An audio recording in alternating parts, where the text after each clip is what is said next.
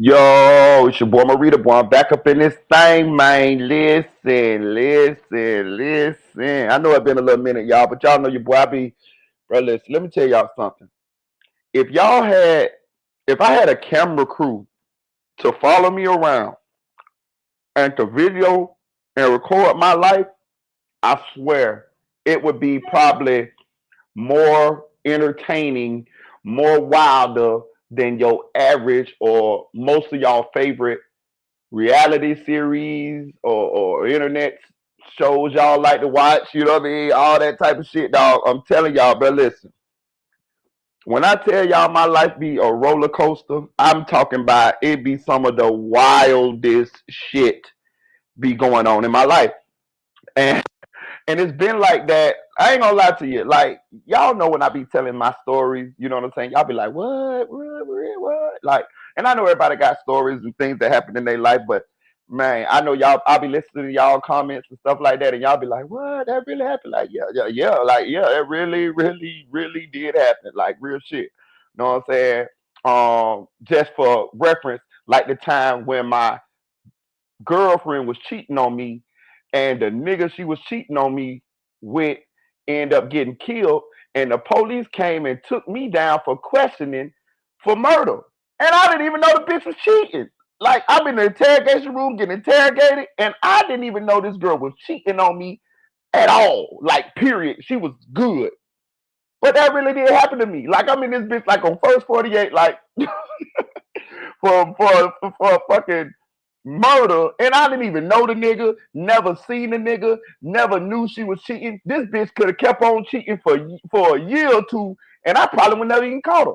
But I'm just telling y'all the real wild shit that be going on in my life that a lot of times people be like, really? Like, yeah, really, that shit really did happen. So it's still stuff like that. Still, I ain't gonna say exactly like that, but stuff like that still goes on to this day in my life. And sometimes I'm so used to it, so I know how to roll with the punches. And I listen. All of the stuff that's going on in my life, if y'all just stay subscribed and tuned to this channel, I'm eventually gonna tell y'all. You know what I'm saying? Some shit just on a timing. You know what I'm saying? Some shit just ain't I can't say at this point or whatever. But trust me, if you stay tuned into this channel, I'm gonna break it down to y'all and I'm gonna tell y'all. Y'all remember that time that I told y'all that? Yeah, this what was going on. So yeah, y'all know me. I'm real candid here, man. But I appreciate y'all for rocking with me. Shout out to Rich Supreme. Shout out to my girl TN Bowen. Shout out to Nate said it. Shout out to Deputy Euler. Shout out to Audio Crack 22. Shout out to the Chick 1000, aka the Chick 1K. Shout out to Nephew for Real. Shout out to Anonymous One. Shout out to Flyboy Michael Foe.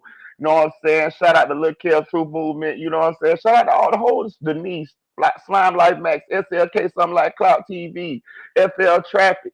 Man, shout out to my guy Correll Moore. Everybody, man. Shout out to all y'all. Shout out to all y'all for rocking with your boy, because your boy back. And I'm going to tell y'all what I'm finna do today. Shout out to my guy, Unspoken Crime Murders. Shout out to my girl, Eddie, because both of them hit me in my DMs. That's why I told y'all got to follow me on Instagram, MaritaBoy1, MERITABOY with the number one. Because, you know, I'll be rocking with y'all. When y'all hit me up in the DMs, I fucks with y'all. So, Unspoken and Eddie hit me up in the DMs on Instagram, and they were like, damn, Marita, like, where you been at? Like, what's going on? Unspoken was like, man, you quit YouTube? And I'm like, nah, man, you know what I'm saying? I've been moving around a little bit, but I'm gonna drop some videos this week, later on this week. So this is the day. So what I'm finna do is we finna do a marathon, right? Y'all know me. Listen, I done been on live for 18 hours straight when the Metatron first started. So y'all, it ain't no thing to me to get on this thing and pipe out. But what I'm finna do today is I'm finna do a marathon, right? You know, I Castanet go 24 hours and all of that shit there, or 48 hours or however long you go.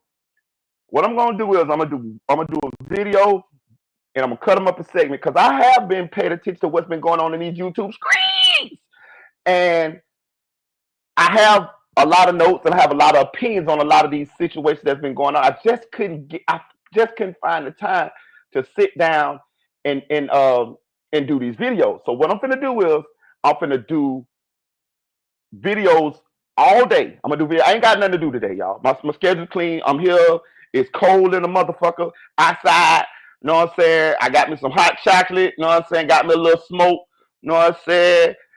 and I'm just finna, and I got me some free time, so I'm finna sit in here and I'm finna just have some intellectual banter with you guys. You know what I'm saying? For to share my opinions. I'm on StreamYard, so you guys can pull up and share y'all opinions. And we're gonna talk about a lot of this shit, man. We're gonna talk about a lot of shit. I'm gonna share my opinions. It's a lot of stuff that I didn't get the chance to share my opinion on that we're gonna revisit. Some stuff is old, some stuff is new. What I'm trying to do is sprinkle in some new stuff with some of the old stuff in these videos, just like I got the mom that cooked her daughter. That's a new one. But also some of these other cases, some of these other situations that I'm gonna sprinkle in these videos that they gonna be older situations that I get to share my opinion on. That way the whole video don't be a bunch of old shit or be a bunch of all new shit. Cause it's something I really did want to share my opinion on. I just didn't get a chance to. So y'all bear with me, but we're gonna ride out today. So I might do 2 hours and then a 20-minute to 30-minute break and then do another 2 hours. Or I might do 3 hours. It just depends. Y'all know me. I get to talking, the conversation get good. Y'all get to sharing y'all opinions real good, and I just let y'all pipe out. You know, it just depends. It just depends on the vibe of the video that's going on. But on this video, we gonna do YNW Melly. Uh, his rights being violated, y'all. And let me tell y'all something. Let me tell y'all something. I got to do this, dog. I got to do this. Y'all know right here, I ain't really been covering the Melly case like that because the shit postponed to 2025, like the end of 25, like, and, you know, like, so, like, what is it? What was it to talk about? But it's cooking, it's heating up now, so you know we're gonna talk about it a little bit. But I'm gonna say this, dog. I'm one of the top Melly YouTubers on YouTube. It's nobody on YouTube that was closer to the case than me. Nobody. It's nobody. And if you've been here long enough on YouTube, you know that. I started this channel off the Melly case.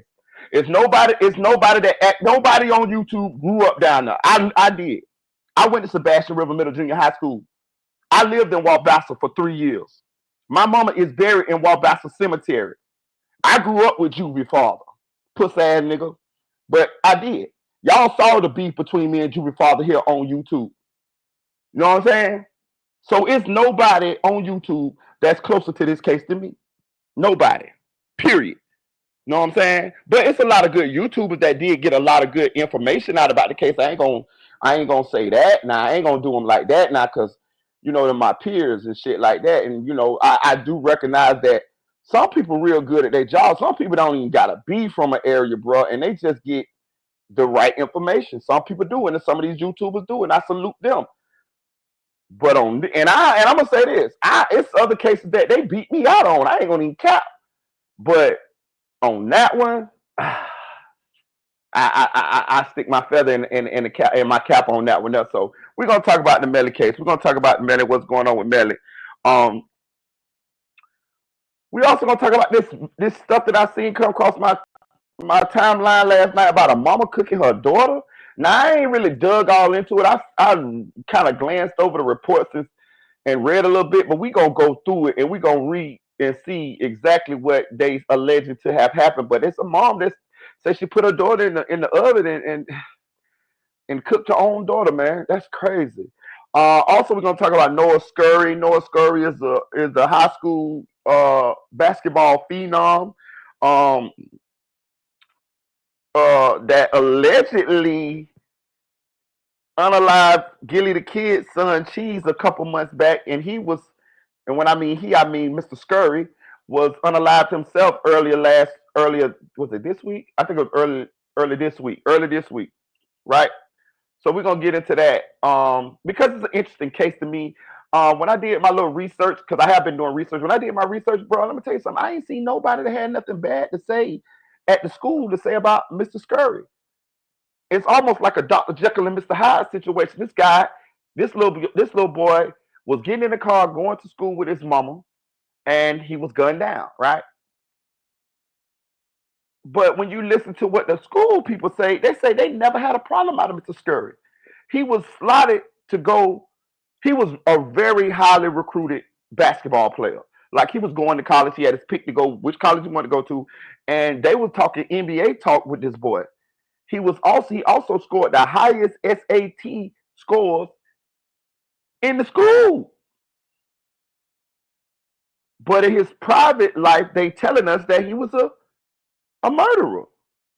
And he is responsible for the death of Gilly the Kid's son, Cheese. That is what the rumors are saying. So we're gonna talk about it, y'all, because this shit getting interesting, like for real. Also, we're gonna talk about Obama. This one we're gonna put in the category of rumor, y'all. But it's salacious, it's juicy, and y'all know Marie used to do juicy rumors. So we gonna delve into it. They saying Obama been tipping, dog. You know what I mean? I ain't. Hey, this is rumor, but they saying Obama been tipping, dog, and they saying that the absence of Michelle is evidence that the marriage is on the rocks, and we're gonna talk about it because wait till y'all hear who they say Obama been tipping with. Ooh wee. Also, we're gonna talk about Elon Musk. We're gonna talk about Elon Musk and listen. I'm not somebody that's anti Elon Musk, but I ain't somebody that's like pro Elon Musk. I'm like in the middle with Elon Musk. You know what I'm saying? Some things Elon Musk do, I like him a little bit because he seemed like a approachable kind of guy. You know what I'm saying? Even though he got this like dry just dry humor about him. But he does seem like out of all the billionaires that we know, he seemed like the one that you most likely can walk up to and say, "Hey, how you doing?" and he'll shake your hand and talk to you. That's my appeal with Elon. Now, it's also some shit that Elon must do that I don't agree with, and that's also why we're gonna talk about him today because Elon, they say Elon threw up the Heil Hitler sign. You know what I'm saying? Like for real, like. And I seen that shit, dog. And I ain't gonna lie to you. I don't really like to go down conspiracy theory holes, but we gonna talk about this one here, right? So we gonna talk about it. Also we gonna talk about the California wildfires, man. Um, the reason why I want to talk about the California wildfires is because it's something strange going on here, man. It's something strange going on here. We all know California been burning for months. A lot of people done lost their homes. Some people lost their lives. Uh, and it's just sad that all of this has happened. But the worst part about it, well, I ain't gonna say the worst part, but one of the worst parts about it that make me want to talk about it is when the fire department showed up to certain areas to uh, fight the fires. When they connected to the fire hydrants, it was no water in the fire hydrants.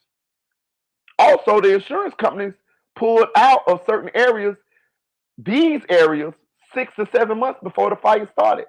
Now, I'm hearing seeing conspiracy people saying that uh, these fires were started. I don't know if they were started. I'm seeing the news saying that it was really dry, and we know that they have fires every year in California or in that area out there. So I don't know exactly what started this fire, but I'm gonna say this: the reason why I'm going to talk about these California wildfires is because I do believe there's something going on here. Like like I said, I don't like to go down conspiracy theory holes, but when a conspiracy theory has legs, we gonna go down that goddamn hole. And this one got legs. The fire hydrants didn't have no goddamn water in them, man. Also, Ben Crump done filed a lawsuit against uh the state of California for not having water in those fire hydrants, which probably hurt the firefighters' chances of fighting these fires and saving these people's homes and also some of these people's lives. So we're gonna talk about that as well, man. Hit that like button, on the way in. Shout out to Andre Gardner. Shout out to Q Badass 14. Shout out to Slime Life Max. Shout out to Real Supreme Justice and shout out to Rich. All right. First thing I want to say, and I listen. Let me do this real quick here, y'all. Let me do this here real quick because I don't know why I be want to do this, but I just be doing this shit. I just be doing this shit. It's something. Listen, y'all. What's up, Tamisha? Hey, look, check this out. I don't know why I be doing this, y'all, but y'all just bear with your boy. I'm a little petty, y'all. I'm a little petty. Listen, I can admit it. I'm a little petty. You know what I mean? I feel like everybody need a little bit of pettiness in them because sometimes a motherfucker be having you fucked up, dog. You know what I'm saying? A motherfucker be having you fucked up. You know what I'm saying? And I got to show a motherfucker. Now, try not to get all the way petty because that shit can get you fucked up too. You know what I'm saying? Sometimes that that little demon that be talking to you, telling you to be petty, Marita, or whoever you is, that shit'll get you fucked up too. You know what I'm saying? So you just kind of like gotta be a little lightweight petty, then jump back across the line. You know what I'm saying? Be petty, be a Christian, then be petty. Be a Christian, then be petty. You know what I'm saying? That's how you do it. You be a Christian, then you be petty. But I just want to do this right here real quick, right? Because, and I done did this before, but I got to do this again. A lot of these motherfuckers be talking about, they be trying to tell you that they street niggas and all this type of shit, right? They be telling y'all this shit. They be telling y'all this shit. They be telling you they from the streets and do. And I ain't glorify the streets because I'm not the streets. But I still can go where the fuck I want to go. I'm from Crosstown, Orlando, Florida. Everybody fucking know me. I can go wherever the fuck I want to go in Orlando and I ain't got a problem. Nowhere. You know why? Because I respect people and people respect me. And I made my name when I was out there to where I ain't no sucker. You feel me? So when I talk about street shit, cause like it's what I know. It's what I know. Now I remember one time when I got in a conversation when I used to be on Triple Threat when I got in a conversation with Mickey Truth. And I realized that she didn't even fucking know about the street. She gonna tell me. She gonna tell me that I asked her, I said, well, who doing Young Thug House? Why he in jail? She gonna tell me that they allow beauticians to come inside of jail to do your hair. Bitch, I'm a 9-time felon. Me, myself, Marita Boy. I got 9 felonies. Myself. Period. 9. Ain't no motherfucking beautician coming up inside a motherfucking jail to do nobody hair. The only people doing your hair now is yourself or a motherfucking another man. Your lawyer ain't doing it. The CO hoes ain't doing it. It's either you or another man. I have seen niggas walk around in the day room and these niggas had enough hair that they knew how to braid their own hair. I've seen that. But I also see niggas sitting their black ass in the middle of a day room letting a punk or a man do their motherfucking hair. The point I'm trying to make with this is motherfuckers swear they be knowing, but they don't be knowing. Instead of deferring to the people that know, they'll sit right up there because they want to be know-it-alls and say that they know shit and don't know a motherfucking thing. And they'll say that they street, but they ain't really from the streets. They not really from the streets. They ain't really experienced this shit. You know what I'm saying? They don't know how to cut a 50 pack down. You know what I'm talking about? They don't know how to gum line. You feel what I'm saying? They don't know the difference between the brown blow, the tan blow and the white blow, and one of them you can't leave out in the air. You feel what I'm saying? Like they don't know how to make whip water. They don't know how to make straight drop. You feel what I'm saying? Like they ain't never maneuvered in these areas to where if you don't make the right moves, you might lose your life. The point I'm trying to make with that is a lot of this shit that we talk about on the internet, on YouTube, is street shit, right? And a lot of times we be listening to motherfuckers who not street. So with that, or who ain't experienced the streets. So with that being said, it's going to be a disconnect with the amount of information that they're going to be able to disseminate to you because they don't understand themselves. I never lied to y'all one time about who I was, where I've been, and what I have done. Never. You know why I never lied to y'all? Because I understand, nigga, this the internet, and the internet is undefeated. If I came on this motherfucker telling y'all some bullshit, y'all know what y'all gonna do? Get on y'all computer and go to typing on that motherfucker, and y'all gonna figure out every lie Marita Boy told. So you know what I do? I don't tell y'all no motherfucking lies. Shit, some of y'all is my friends on Facebook. So y'all can see the real with Marita. You feel what I'm saying? I'm saying all this shit to tell y'all that some motherfuckers don't be knowing what the fuck they be talking about, but they be perpetrating like they do. And I'm gonna tell you another thing. If I don't know what the fuck I'm talking about, you know what I do? I defer to the people that do. We had shout out to Lil Kel's Truth Movement, shout out to SLK, something like Clout TV, yo, Inglewood, and shout out to Loose Cannon. Lil Kel brought Loose Cannon on my platform to talk about some California shit and some California politics and some gang politics and shit like that. You know what I did? I sat right my ass on my own channel and I allowed Little Kel and I allowed SLK to quarterback that thing. You know why? because that was an area of expertise that I didn't have. You can't. I don't know what's going. I don't know about how the California game politics do. So what I did was I let them boys who got more expert experience in that, handle that motherfucking conversation, and the video came out nice. Shout out to them boys. I'm just trying to tell you, I don't got to know every motherfucking thing. Know what I'm saying? Shout out to another one. But I'm finna get on with the what's the name. But I just wanted to put that. I just wanted to put that out there, right? So when these motherfuckers be talking, right? They don't really be outside, y'all. They don't really be outside. Now you see that? That's me in my hood. That's me in my hood. All of them people fuck with me. All them people probably a lot of them people probably some kin to me. Do y'all see that? That's hundreds of people. Do y'all see that? Do y'all see that?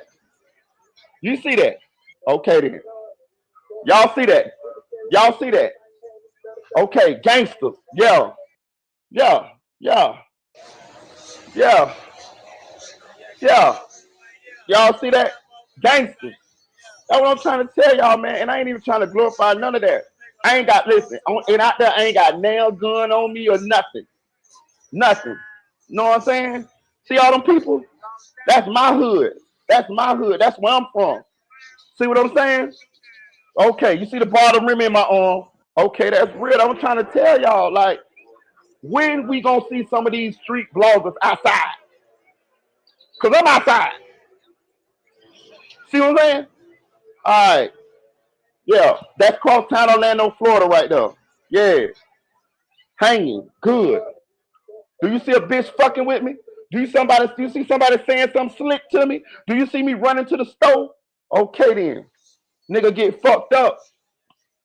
Alright. I just had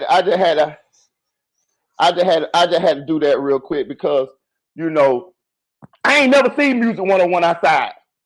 And he supposed to be from Tampa. And I remember when we had that little run in, he was talking about, oh, then I'll pull up. Pull up well. Pull up well. You gonna pull up where I just told you at? All right. Hey.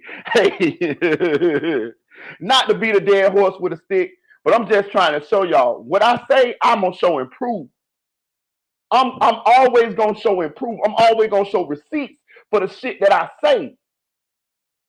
These motherfuckers be sitting on here talking, but they don't be showing y'all no receipts. I never seen Music 101 outside, nowhere but in that little ass closet. Know what I'm saying? Show me your hood. Show me you walking around that motherfucker. Show me some niggas fucking with you. That's what I'm trying to tell y'all. Can y'all tell me some bloggers who showed y'all outside? My nigga Trigger Man be showing y'all he outside. But I'm just trying to show y'all. Show me some that be showing y'all they outside. I wait, because I watch these niggas. Some of these niggas might be just nerds that's inside their house and then a made up a persona for y'all and y'all and just selling that shit to y'all. Know what I'm saying? Because really a lot of y'all from different walks of the life anyway, so you know it might be a little hard for y'all to figure out whether these people real or not. I'm not even talking about the ones who don't pretend to be street. Like Cut to the Chase TV, he don't pretend to be street. I fuck with that. I fuck with his content. He don't pretend to be street. But I'm talking about the ones that tell you that they street, but don't never prove it. You know what I'm saying? Like, and it ain't really a big deal. The big deal is the authenticity of it. When we talking about this street shit, we trying to talk about who snitched and who ain't snitching. These people have the nerve to have an opinion on it, but they haven't never been in the field. They never experienced this. They just only going off what they see on TV. It's a difference.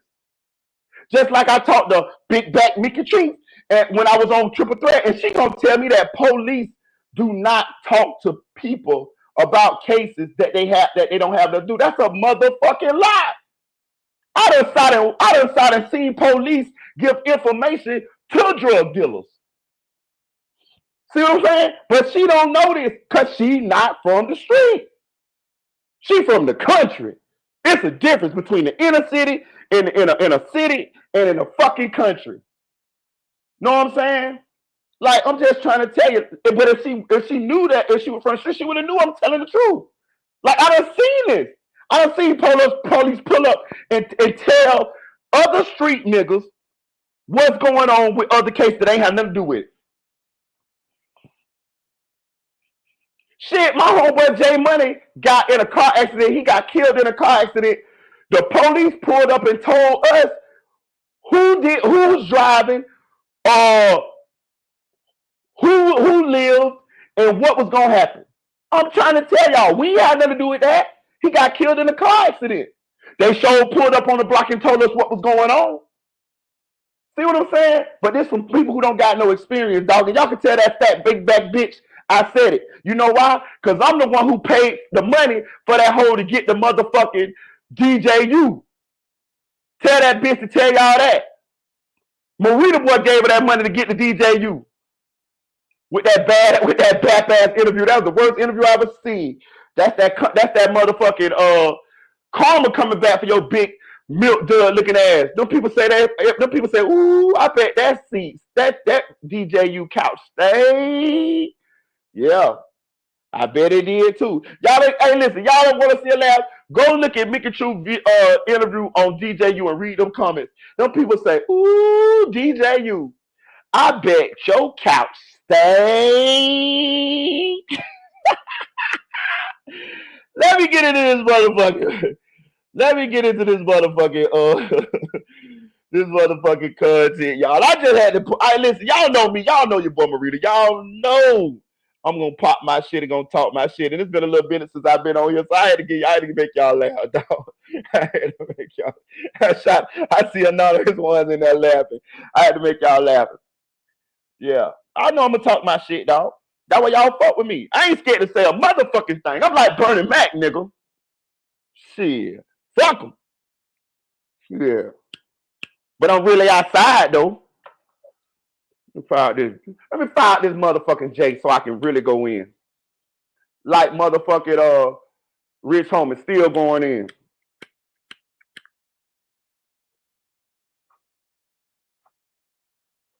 Shout out to my guy. Shout out to my guy Audio Crack 22. Shout out to Real Supreme. Appreciate you, gang.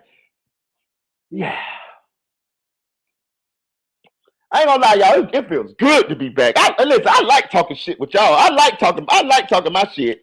I fucks with y'all. It feels good. God damn, I miss y'all. Boy, I tell you, boy, my light about to go out, boy. This about a bitch. I got no. What the fuck is this shit? A tea bag on a nigga eye? Oh, all right. All right. It say federal judge allows YNW Melly lawsuit against sheriff to proceed. Hey, so check this out. Double Dutch petty for real, Tamisha. For real, you got to get them. Hey, look. So check it out. From what I've been noticing, what I've been peeping, what's going on with the YNW Melly case, right? So Raven Liberty, YNW Melly's attorney. I didn't even know she was the lead attorney, but she's the lead attorney. Go figure. Raven Liberty is under investigation along with Melly in connection to the tampering with evidence charge that Melly and Bortland has, right? Now, the crazy part about this shit is Melly's defense team, Miss Liberty, did not know she was under investigation until Apple alerted her that the feds had subpoenaed her phone records, right? And her text messages and shit like that. So the state attorney, well, the authorities, I'm gonna say the authorities, y'all, because I don't want to get it wrong. The authorities had done subpoenaed Apple for her phone records, text messages, iCloud, all that bullshit right there. She didn't even know. And the BSO, which is the Broward County Sheriff's Office, didn't even alert her that she was under investigation. Okay, so boom. So once she found out that she was under investigation from Apple, that's when they brought the attention to it to the judge, and they asked the judge to make the prosecution divulge the affidavit and the search warrant. How about they would not, what's the word I'm looking for? Give the defense team the affidavit or the search warrant. So They don't know exactly what's going on. All they know is that the prosecution is telling them that Miss Liberty is under investigation, right? So, but it's Melly's constitutional right to get his search warrant. Like when they kick a bitch house in, here we go with the street shit again. When they kick a bitch house in, they give you the search warrant, or either they gonna post that bitch on the door. You know what I'm saying? But they gonna give you that goddamn search warrant. That's your constitutional right. Melly and Miss Liberty still have not received the search warrant or the affidavit in this situation that's saying that Miss Liberty is under investigation. So basically, all they have is the word of the prosecution that's saying that Miss Liberty is under investigation. So being that Miss Liberty is under investigation, so that BSO says, that means that Miss Liberty has that that that Melly has a right to choose whether he wants Miss Liberty to continue as his attorney or not, right? So first they tried to throw it out there, throw a softball out there to tell Melly, well, man, she under investigation. You probably should cut her from being your lawyer. Melly, it looked like Melly decided not to cut her because if you ever pay attention to Melly and Miss Raven Liberty, it looked like they got a vibe, bro. Melly and Miss Liberty, it seemed like they the closest. Maybe because he ain't had that much interaction with women in a long time. And, you know, I ain't gonna lie. If I had been in jail for 6 motherfucking years, even though Miss Liberty looked like Jigsaw, you know what I'm talking about? Looked like she came into court riding on a motherfucking tricycle. Listen, I would still want her close to me. I'm telling you, I ain't gonna tell you no lie. If I've been in jail 6 motherfucking years and one of my attorneys is a lady, I'm going to more vibe with her than any of them motherfucking men, any of them hard legs that's on my motherfucking defense team. So I understand. Ain't no way I'm finna get rid of the only female that's probably the only female that Melly done had contact with in years. So I'm not gonna get rid of her, nigga. I want to smell her cologne, her perfume. I want to get up under that fat ass Kim looking chin, that double chin that Miss Liberty got. God damn it, I wanna be close to it. And listen, that's the type of shit that happened to you in jail, dog, that they don't tell you about. I remember one time I was in love with a fat ass food worker lady. This bitch was fat, had cock eyes. I swear to God, she was cross-eyed. Y'all think I'm lying? I'm not lying. I swear to God, this lady was cross-eyed, nigga. But I had been in jail for 6 months, and that bitch looked like a steak to me. You know what I'm saying? And I swear, when I used to go to to work in the kitchen, I used to be right up under that fat cock-eyed bitch. For real, for real. You know what I'm talking about? That lady wasn't even paying no attention to me. But in my eyes, we went together. I was in love. And that's what I'm trying to tell you probably what's going on with Melly. But anyway, but Melly decided not to get rid of Miss Liberty, which I wouldn't have probably got rid of either. So what it's looking like here is looking like they're trying to handicap Melly's defense because they're saying that Melly has not been able to talk to any of his lawyers. He can't call his lawyers. And when his lawyers do come to see him, they cannot have a consultation with him or a conference with him without it being other people in there who are not his attorneys to overhear what's going on. So what they're saying is that Miss Liberty has something to do with the witness tampering that Melly is alleged to have done. So they're using that as an excuse to restrict Melly's interaction with his attorneys. But that isn't a direct violation of his constitutional rights because you have the right to a fair trial, and you can't get a fair trial if you're not able to communicate with your attorneys. So to me, it just means, just in my opinion, it looks like they charged it. I don't even know. They say she had an investigation, and I don't even know what the fuck that means. Because if y'all look through her shit and y'all found some shit, why isn't she charged? Why hasn't she been booked and went to jail? So what it seems like to me is it seems like they trumping up some bullshit on Miss Liberty so that they can handicap Melly's ability to defend himself. That's what it looked like. And the judge in this case ordered the prosecution to hand over the affidavit and the search warrant. And the prosecution didn't do that. They just filed another motion to show why they don't have to hand over the search warrant and the affidavit, which, bitch, you do got to hand over the search warrant and affidavit. I don't give a fuck who you is. It's his constitutional right to see what's going on. And Miss Liberty, because Miss Liberty ain't had it either. You know what I'm saying? So it's all just looking like something a fucked up tactic that again the BSO sheriff's office, Miramar, all of them in there together because it's all Broward County. It looked like some other underhanded shit that they doing in order to violate Melly's rights and also to hinder his ability to defend himself. If you ask me, it looked like a desperation move. It looked like y'all feel like this case is weak and y'all trying to pull out any little bullshit that y'all can pull out in order to secure this conviction or to hurt or to help y'all chances of securing this conviction. And that's another thing I want to say too, dog. If y'all really pay attention, bro, these prosecutors, I ain't gonna say all of them because there's some good ones and stuff like that. I don't want to never. I'm never gonna say all because that's not all. Ain't everybody ain't all nothing. So I'm gonna say this, but a lot of they do shit in order they do fucked up shit in order to secure these convictions, as we can see.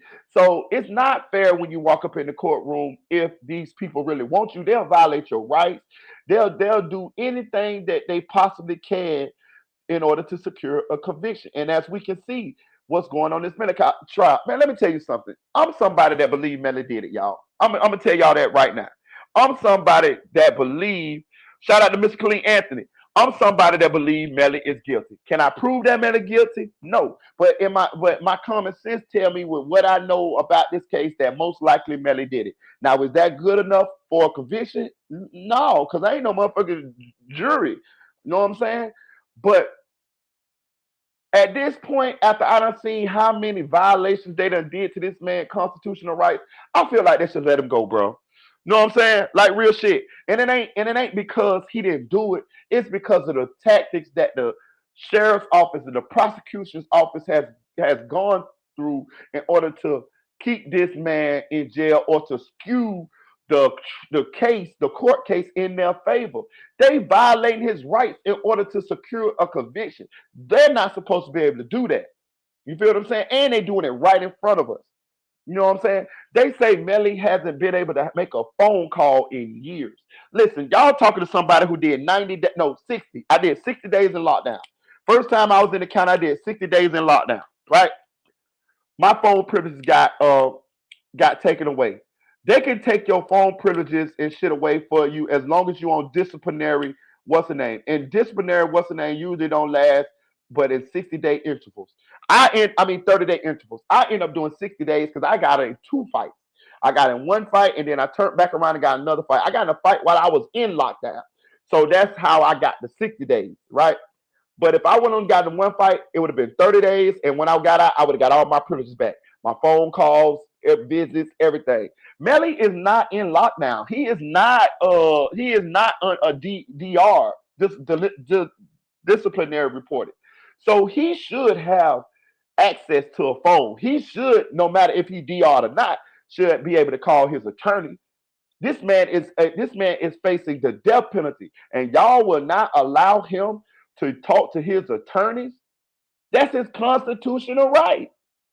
And as we can see, it say the judge done allowed Melly's lawsuit against the sheriff's office to proceed because I'm not even an attorney, I'm not a lawyer, nothing like that. But just my common sense, knowing what I know about being in the system, he should have been allowed these privileges and the fact that he's been these things and these rights. That's what I'm gonna say. These rights and for them taking these rights, this might cost them the case. Let's read here, y'all. Let's read. Let's read. Hold on, anonymous. I got you. Let me see.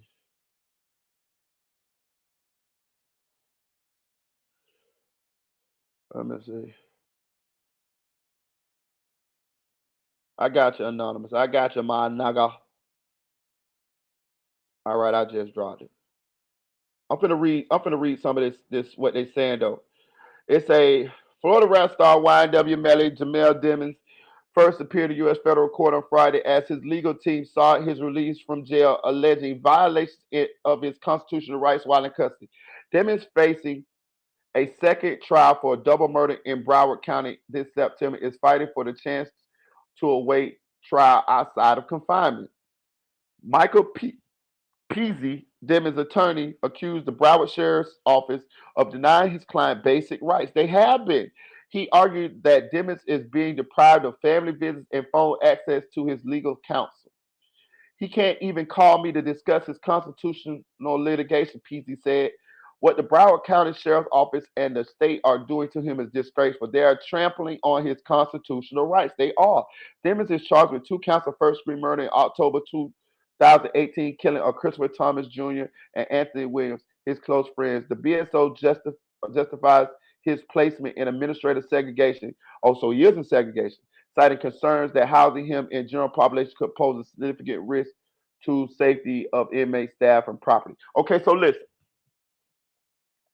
So the segregation is not the segregation that he's in is not a disciplinary thing. It's it's it's a you know how if you're a celebrity and they'll put celebrities in segregation just because they high profile. That's what they say he in. You know what I'm saying? Not that he and all that. Put it this way. They use it in all of that shit to restrict his what's the fuck I'm saying? Shout out chick. They use shout out Purge. What's up, Purge? Shout out. They using all that shit to violate the man's rights, bro. Okay, so it say uh during Friday's hearing, attorneys representing the BSO argued that Demis should address these grievances in state court, not federal court. However, Judge Melissa Damon allowed the case to proceed for now scheduling a follow-up hearing for Wednesday, February 19th. Nope. Melly and them doing it right. We want to address this shit in federal court. And I'm gonna tell you why. Because the state might be tied in with them. The state might be tied in with BSO. Like they listen, it's the state of Florida. It's Broward County Sheriff that's prosecuting Melly, but really it's the state of Florida. Like he's a big name. It's a high profile case.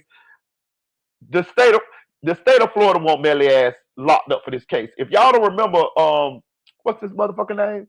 What's our governor name, man? I don't like that motherfucker. The Latino guy, whatever his name is, that guy, whatever. He changed the amount of people that need to vote guilty for the death penalty to be given to someone. He did that for Melly.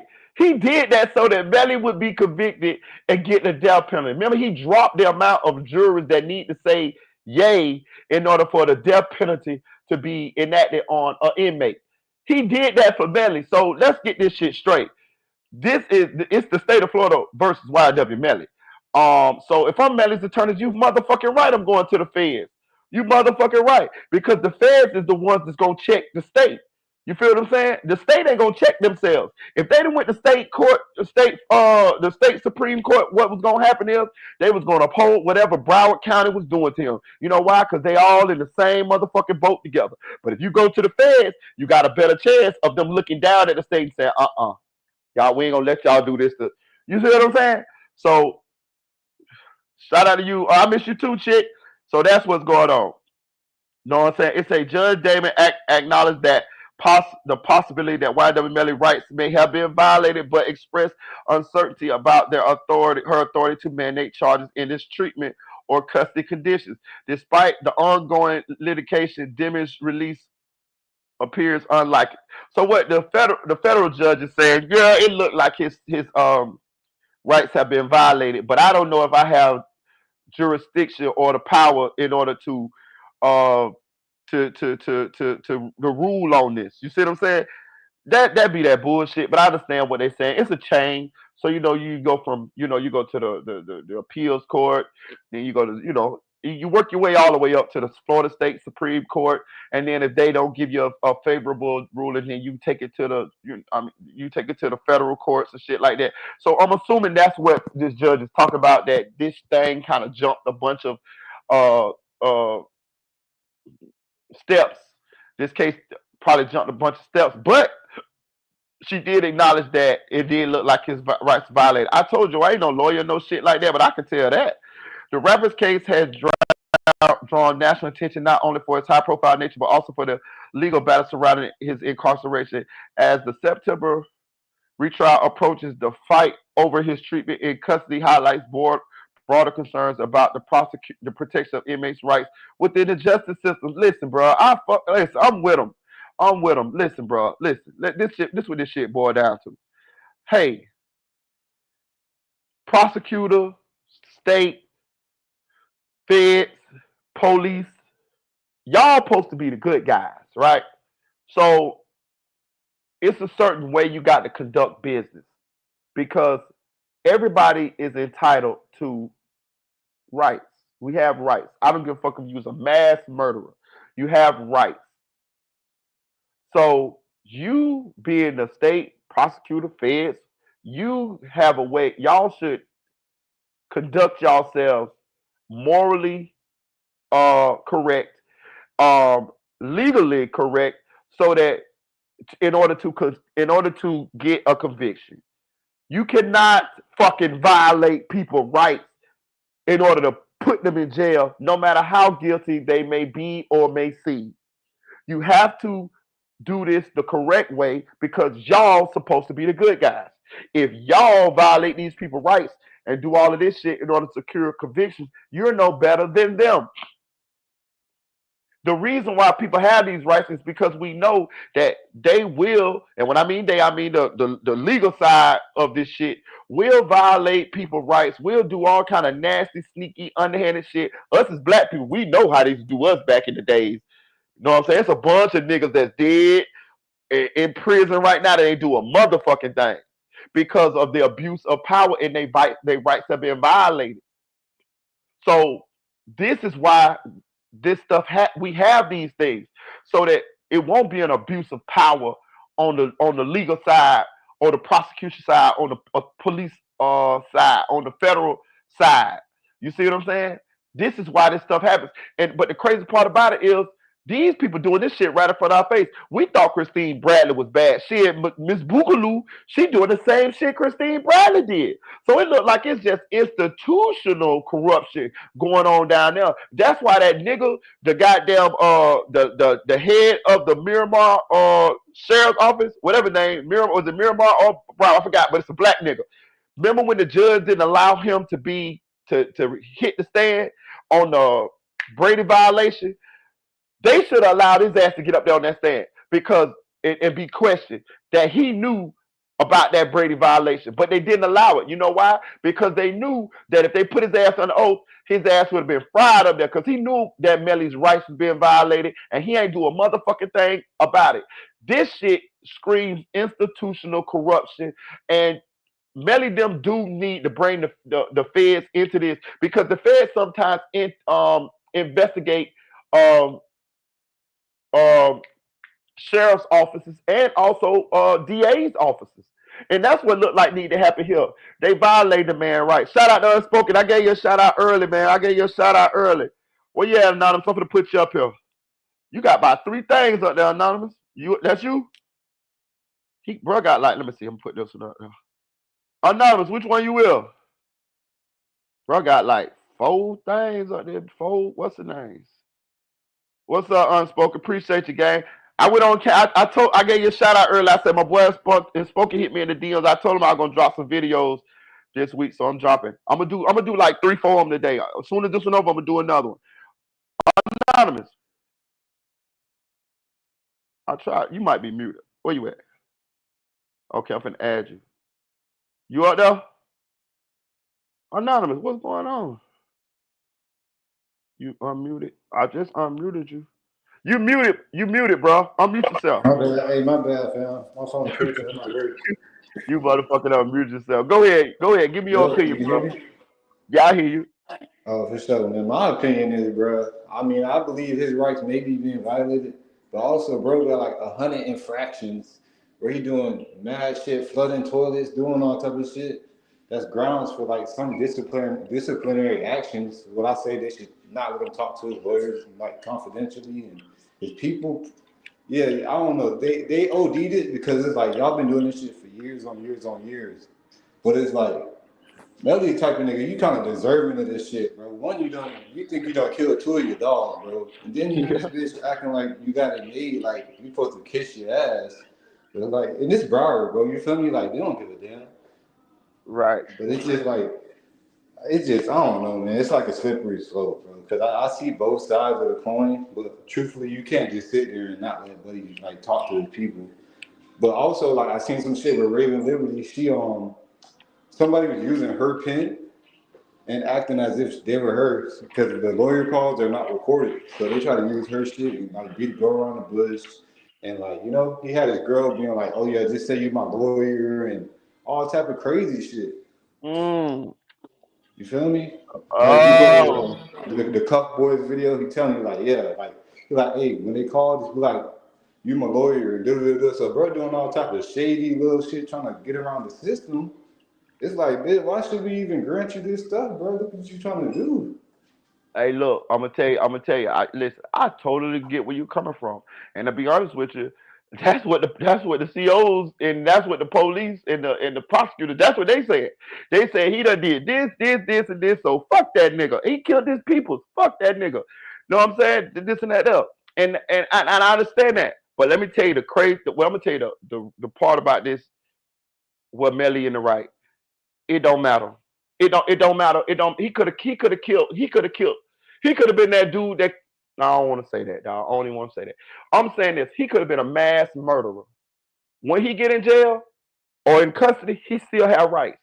He got more rights than he gave his victims. You know what I'm saying? And it's for a reason.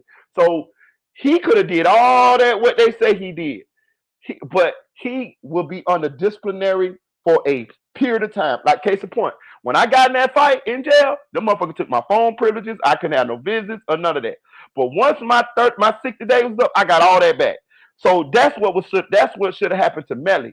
Once he flushing the toilet, nigga, I see niggas do that shit all the time. You know what they do? They throw their ass in lockdown, and when they throw their ass in lockdown, you can't have no phone, you can't do none of that shit. You can get some mail, but you can't do none of the rest. You can't make no phone calls. You gotta take baths on Wednesdays, Mondays, and Fridays. That's it. Shit like that. You can't go outside. None of that shit. But once your disciplinary time is up, all of that shit come back automatically. You see what I'm saying? The point they trying to say is, Melly shit ain't never come back. You know what I'm Yeah, saying? that's what it's fucked up. Cause they left it like indefinitely on some shit. Like, all right, it's either when we want to give it back or you just not getting this shit back. Period. Right. You know what I'm saying? That's green though. I ain't gonna lie, that's green. And I get what you're saying. I feel you. You said this motherfucker like he probably did this shit. So he really got a break when you really think about what happened to Juvie and Sack Chaser. They lost their life. This nigga in here talking. I'm just trying to play devil's advocate. He in here talking about he can't talk to his people. He can't get this. He can't get that. But them boys can't get none of that back because they ain't here. I feel you on that, and that's fucked up. Like I say, I'm somebody that believe Melly did do this. But you gotta do it right if you the sheriff Right. officer and you the prosecutor. You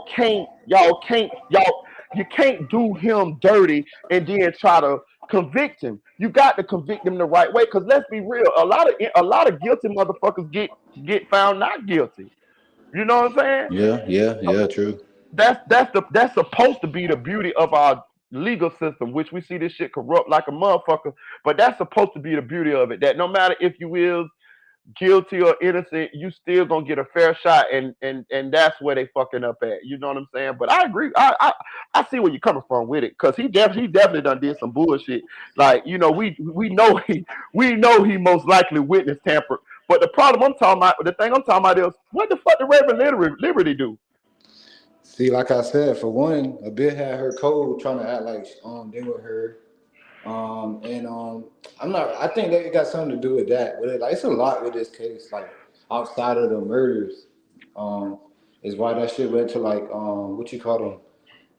Damn, the people like IA shit went to like internal affairs and all type of stuff, bro. It's just Yeah, a lot of shit going on, man. That they're accusing them of doing like behind yeah, bars. yeah. So it's.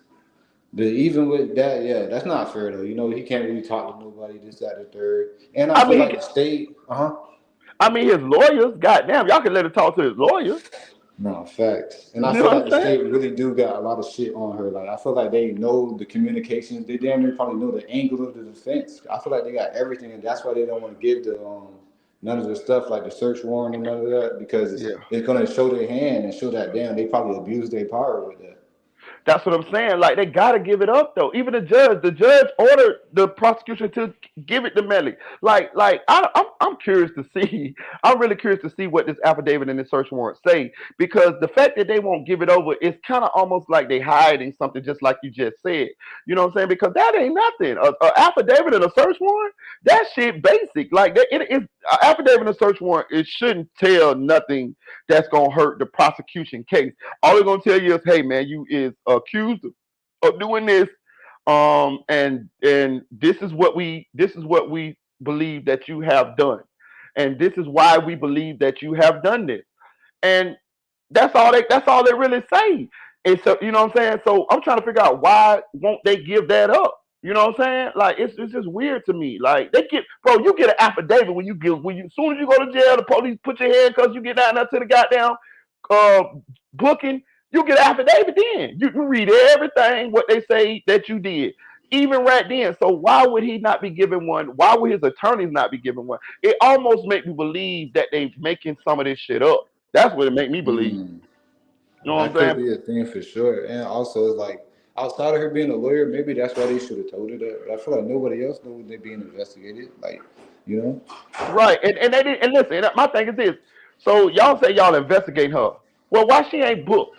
Why she ain't charged? What okay, so what would make okay, so if y'all got enough evidence to investigate her, then why don't y'all have enough evidence to book her or charge her? yeah, that's She true. she True. ain't been booked or charged or nothing. She didn't even know she was under investigation until Apple alerted her. You know what I'm saying? Which I understand. You know, y'all got a secret investigation going on somebody, and y'all don't want them to know. Y'all want them to keep. But see, that's another fucked up part about it. Okay, so if she under investigation, right?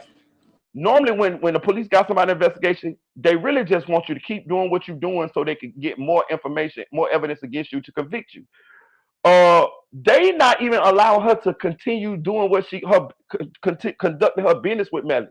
So why, like, you get what I'm saying? Like, let her keep, if she fucking up somewhere, let her keep doing it so y'all can convict her or charge her.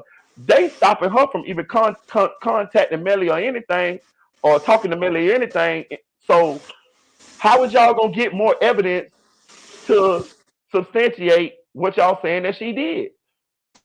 I don't Exactly. get And it. if she did do something, they should like tell us instead of being like, "Hey, you can't be on the case." Basically, like, "Oh, we don't want you on the case," but you're not telling them why she can't be on the case. Right. Like why y'all like y'all tell that's like me saying, hey anonymous, we gonna fire you, but we ain't gonna tell you why we fire you, but we fire you. What? Bro, you got to tell me what I did, right? Like, you know, I don't know, bro. I feel like with all of this shit, Melly gonna have a lot of grounds for an appeal if he get convicted. Like you got a federal judge saying it looked like his rights were violated. How is that gonna go over? Let's say he is convicted. So when he file an appeal and try to overturn his conviction if he convicted, he's gonna have grounds for an appeal because you got federal judges saying, yeah, it looked like his rights was violated. You know what I'm saying? 100%, 100%. That's not good on the state. I thought that after Christine Bradley did all the bullshit she did, the next person up would try to clean face and keep her straight. Yeah, But clearly, she may be on the same thing, if not worse. that's what I'm saying. And I feel like this is jeopardizing their case because I'm gonna say this again. I'm somebody that's under the belief that Melly probably most likely did could do this. So you know, I'm somebody that's pro the victims. I'm pro juvie, pro sad chaser because them boys lost their life. And from what I could see, going over this case, I don't see anything that would have warranted them boys being done the way that they was done. So I'm pro justice for the victims. You know what I'm saying? So with that being said, I'm looking at how they conducted they business, and I'm like, bruh, they fucking the whole case up, dog. Like they fucking the whole case up. It's almost like they only know how to do this shit the illegal way. They already had the Brady violation where the police told the other police, "Hey man, just say you was in here."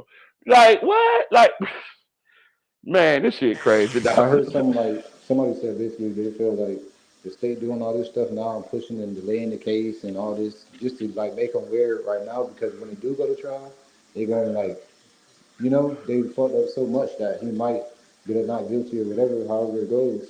So now they just really trying to drag him out right now. Yeah, and what this is it to me it's like cruel and unusual punishment. And I'm gonna tell you, like I've been in jail quite a few times, and I'm gonna tell you what the COs tell you when you're in jail and they be doing shit to you that they ain't supposed to be doing. You be talking about you, they violate your rights. You know what they tell you? Bitch, you shouldn't have came to jail then. I done heard so many COs say that. You shouldn't have came to jail then. This is jail. You ain't da da da da. Yeah and no. Just because I'm in jail, I'm still a human being. I'm still afforded these inalienable, what they call it, what's in the Constitution, inalienable rights, which means you can't take these motherfuckers from me for nothing.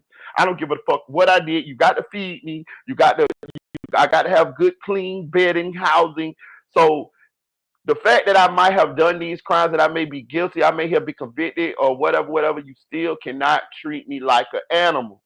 You still have to let me talk to my attorneys in order to defend myself. You still got to let me talk to my family if I'm not under disciplinary sanctions.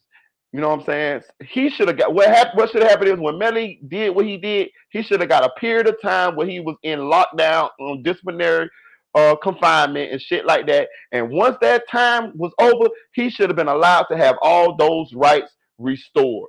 And it looked like they just took them bitches indefinitely. That's what it's looking like. Nah, you're 100% right, man. But yeah, I just had to get off my chest, man, because I just, Yeah, yeah, I man, feel you I'm though. about to jump back in the chat. Yeah, I'm still at work and shit. All right, man. I appreciate you, man. I do. I like your opinion on it because it was you do got a point with that. You do got a point, and I do. And I'm gonna be honest with you. I feel where you coming from. I do feel like this is probably his karma for what he did to or allegedly did to those boys. You know what I'm saying? Like It's that it's and on top of the stuff he was already doing inside. The man, you gotta yeah, watch the Cuff Boys video, bro. What they said yeah, this man was doing, like, yeah. he was just I blowing actually their just high. yeah, I actually just got through watching a couple boys. I fuck with him. You know what I'm saying? I like his channel. Yeah, yeah. Yeah, he said Melly had them flush some toilets and shit like that or whatever, and flooded the place out. He But I'm over gonna here tell calling his heel pussy hole and all this shit. Like, you, he just, like, God. Like, granted, it's freedom of speech, but the yeah, man was just tweaking, bro. listen. I'm gonna tell you something too. I'm gonna tell you something too, bro. They play a lot of different mind games when you in jail too. And I'm gonna tell you something. Um, when people flood the toilets and shit like that, bro, a lot of times that be a lashing out of some shit that happened between the guards and the inmates that the inmates don't like. Some bullshit.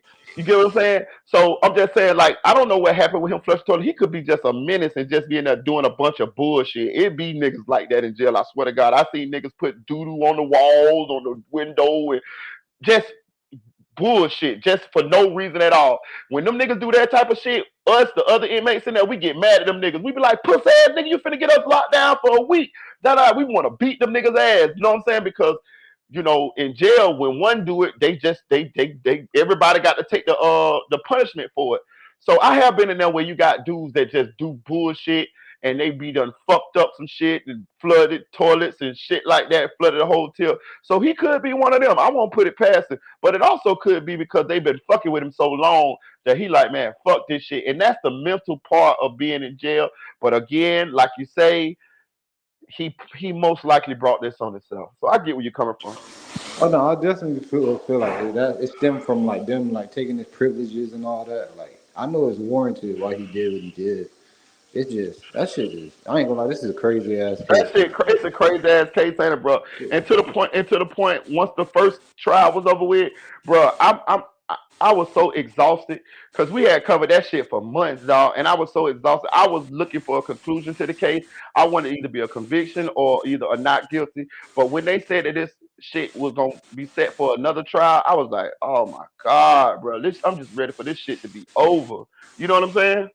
Nah, I feel you, bro. That shit, wow. I don't know, but honestly, I don't really feel like it's looking too good for the state. They do a lot of underhanded shit, and violations of people's rights and just all type of shit. So I don't know. It might be on like some young thug shit where the judge might come in and give them a plea or Yeah. something. I got a question. What you think would be a good plea for what you think what do you think a plea that they could give Melly that he would that he would accept.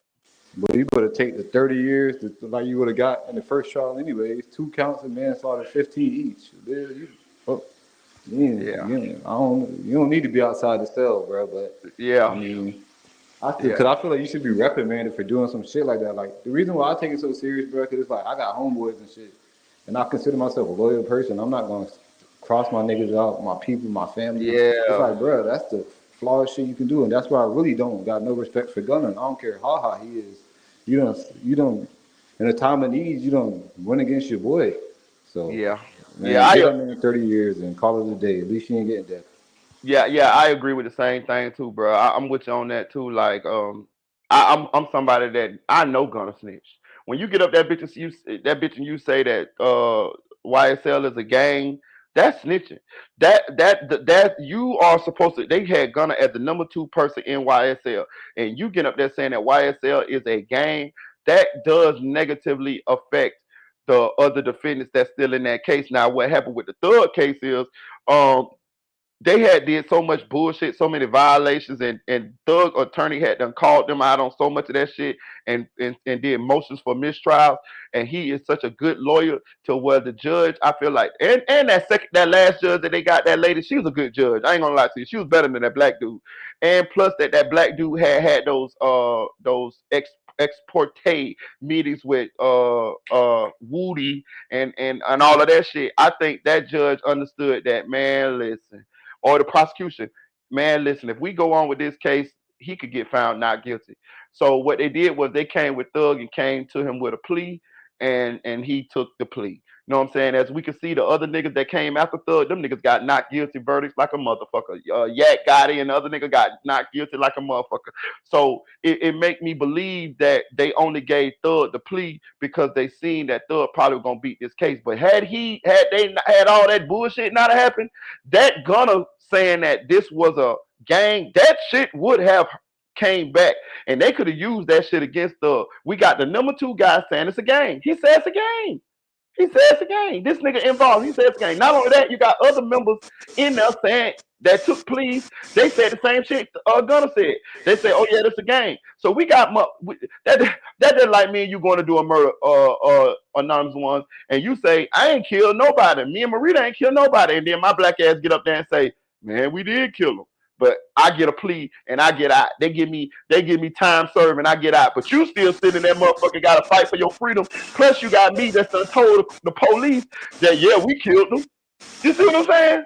Exactly, and I'm supposed to just come out and just listen to this nigga because he can rap Yeah, and make melodies, nigga. No, yeah, yeah, that shit flawed as hell, bro. yeah. I I ain't even agree. gonna lie, but you know what I just thought about? I thought about Portland, bro. So it's like with all this fuckery going on with Melly, I wonder what they're gonna do for Portland. I mean, it don't really help his case because they still got the evidence they got on him. So I damn near Yeah. forgot about that boy.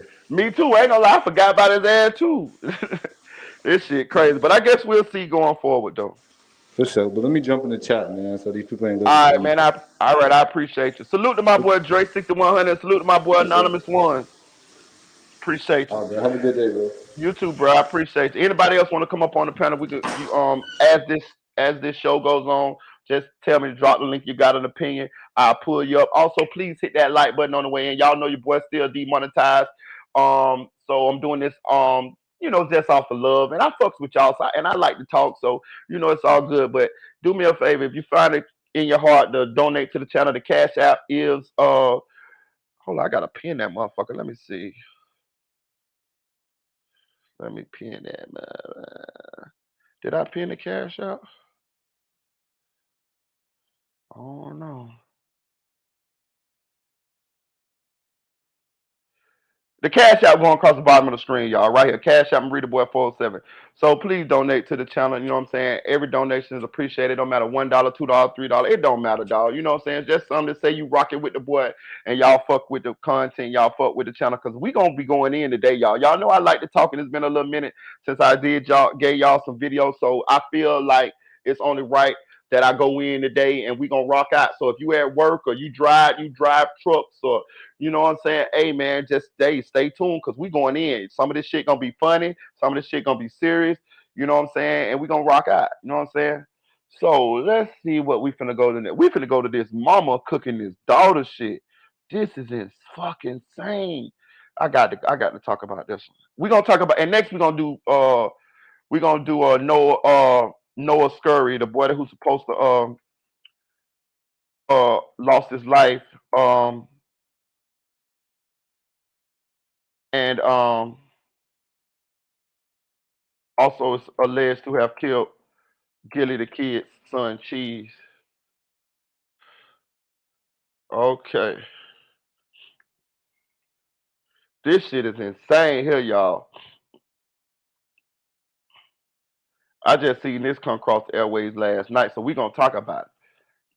Trigger warning, y'all. Trigger warning, man. Trigger warning. All righty here. So, no thanks. Missouri mom accidentally cooked daughter alive in kitchen oven after mistaking it for a crib. Bruh, let's go.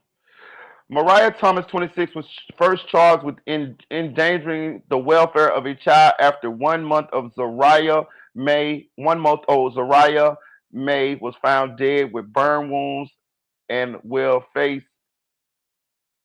and will now and will now face a trial in January with an extra charge of involuntary manslaughter. Involuntary. Mariah Thomas, 20, the Missouri mom, is set to face trials for accidentally killing her daughter by placing her in an oven, mistaking it for a crib. Mariah Thomas, 26, was first charged with endangering the welfare of a child after 1 month old Zariah May was found dead with burn wounds. Police were initially called to the Kansas City home where the child was found not breathing. Officers arrived to find the child covered in burns a day after mom Thomas had a birthday. What? What? She is set to face trial next month, and last week the grand jury added the extra charge of involuntary manslaughter to the case, according to according to the superseding indictment. According to an arrest warrant at the, I want to show y'all something. Do y'all see they got the arrest warrant? Even we got the arrest warrant. That's why they're saying that Raven Liberty and Melly them should have the affidavit and shit. Because even we got the arrest warrant in this case. That's what I'm saying. Or the media do. According to a matter of fact, we can get that shit. All you gotta do is go to the clerk of courts in Kansas City and pull it up. It's public information. So that's the reason why people are trying to figure out why I want the BSO's office give Raven Liberty or her or Melly's defense team the search warrant or the affidavit. But let's keep going. According to the arrest warrant, at the time of the child's the child's clothes were blackened and burnt into her diaper. Damn. That's crazy, dog. I'm gonna keep going, but this shit like triggered me. With reports of her home smelling of smoke, Zariah's grandfather told officers he received a call from the mom at about 1 p.m. on Friday, February 9th, in which she told him something was wrong with the baby as she asked him to return home. He went on to tell police he had returned to the home where he could smell smoke before finding the 1 month old child dead in her crib. He allegedly told police that Thomas had told him she accidentally put her in the oven, according to the documents. She is alleged to have said, I thought I put her in the crib and actually put her in the oven. Police arrived at the scene where they allegedly found Zariah in a car seat with apparent thermal injuries on various parts of her body, while a charred baby blanket was also discovered and taken as evidence, according to authorities. Heartbroken friends have claimed Thomas' mental health may have played a part in the incident, with a devastated friend saying Zariah was a very bubbly child who was smiling all the time. Jackson County Prosecutor John Peter Baker said in a statement after Thomas's arrest, "We acknowledge the gruesome nature of this tragedy, and our hearts are weighed by this loss of precious life. We trust the criminal justice system to respond appropriately to these awful circumstances." The mom was taken to police station by but invoked her Fifth Amendment. What? Giving her the right to remain silent. However, Thompson's blood was taken after she consented to the medical procedure, and her phone data was also handed over to authorities. Neighbors say they were stunned at the time with one son at the time, with one Kareem Foreman telling local Fox affiliate. Within a matter of minutes, I heard sirens. The next thing I know, there's a baby carrier being transported between the ambulance and the house. Another neighbor, Amber Morgan, said, I'm pretty shocked by it and appalled that there's a death in our neighborhood. It's sad, especially when it's a child. No child should be leaving here. Listen, shout out to Randy. Appreciate your chick. Hey, listen, bro. Let me tell y'all something. This is this is a disgusting crime. I'm somebody, I love children. You know what I'm saying? I love being a father. You know what I'm saying? Um, I feel like children are precious. Children are innocent. No harm should befall any children at all, especially at the hands of an adult and especially at the hands of their parents. But let's unpack what they're saying she's alleged to have happened here. She's saying that she mistakenly put a 1 month old baby into an oven.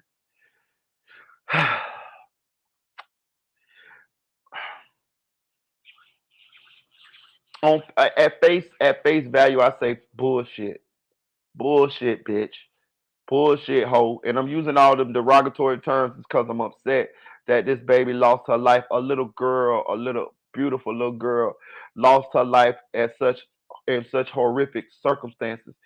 This little girl was cooked to death alive. Like right now, I'm just trying to imagine what that baby was going through. This a baby, dog. This baby innocent, bro. This baby ain't did nothing. This baby been on this earth for 1 month, and for her to lose her life like that, it's just inexcusable. It's just no. I seen the friends saying that it's the mama's mental health, which means that maybe she did have some mental health issues, and I understand that the mental health issues may have contributed to what happened here, and it may be true, but I'm gonna tell you something. With the severity of what happened, the loss of life, it's a baby. The way this baby died, I cannot overlook that. I don't give a fuck if you was batshit crazy. I don't give a fuck if you was one flew over the cuckoo's nest, bitch. I feel like you should be in jail, and I feel like you should be in jail forever, like forever. Like you're a danger to society. Listen, bro. It is people that's in jail. It's criminals, murderers that's in jail that wouldn't do this to a child. You don't believe that, do you? Like they like to tell you that all criminals are the same. That's not true. It's spectrums. It's criminals that would do shit that other criminals wouldn't do. Why do you think that when dudes that do shit to kids or people that do shit to kids go to jail, we always hear about them getting fucked up, getting beat up, having a rough time because the other inmates don't agree with that shit. So it is a system of checks and balances in the criminal world.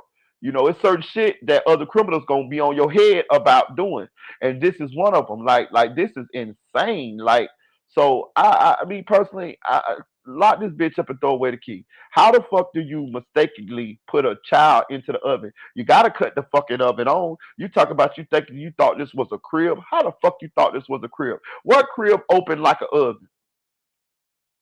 What crib do you gotta open the door to put a baby in? All my baby cribs that I had for my kids, we just put them, lean them over, and lay them in the crib. What crib? What crib got a temperature on it? 350 degrees or whatever, whatever. You didn't hear the baby in there crying? You didn't hear the baby in there screaming? Bro, can you imagine this baby cooking?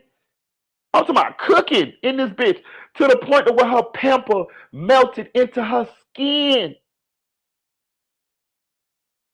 Man, that gotta be one of the worst ways to live, to die ever. Like real shit, dog. Not only that, that's your own baby. Bro, my stomach is feeling queasy just trying to imagine what Zariah went through.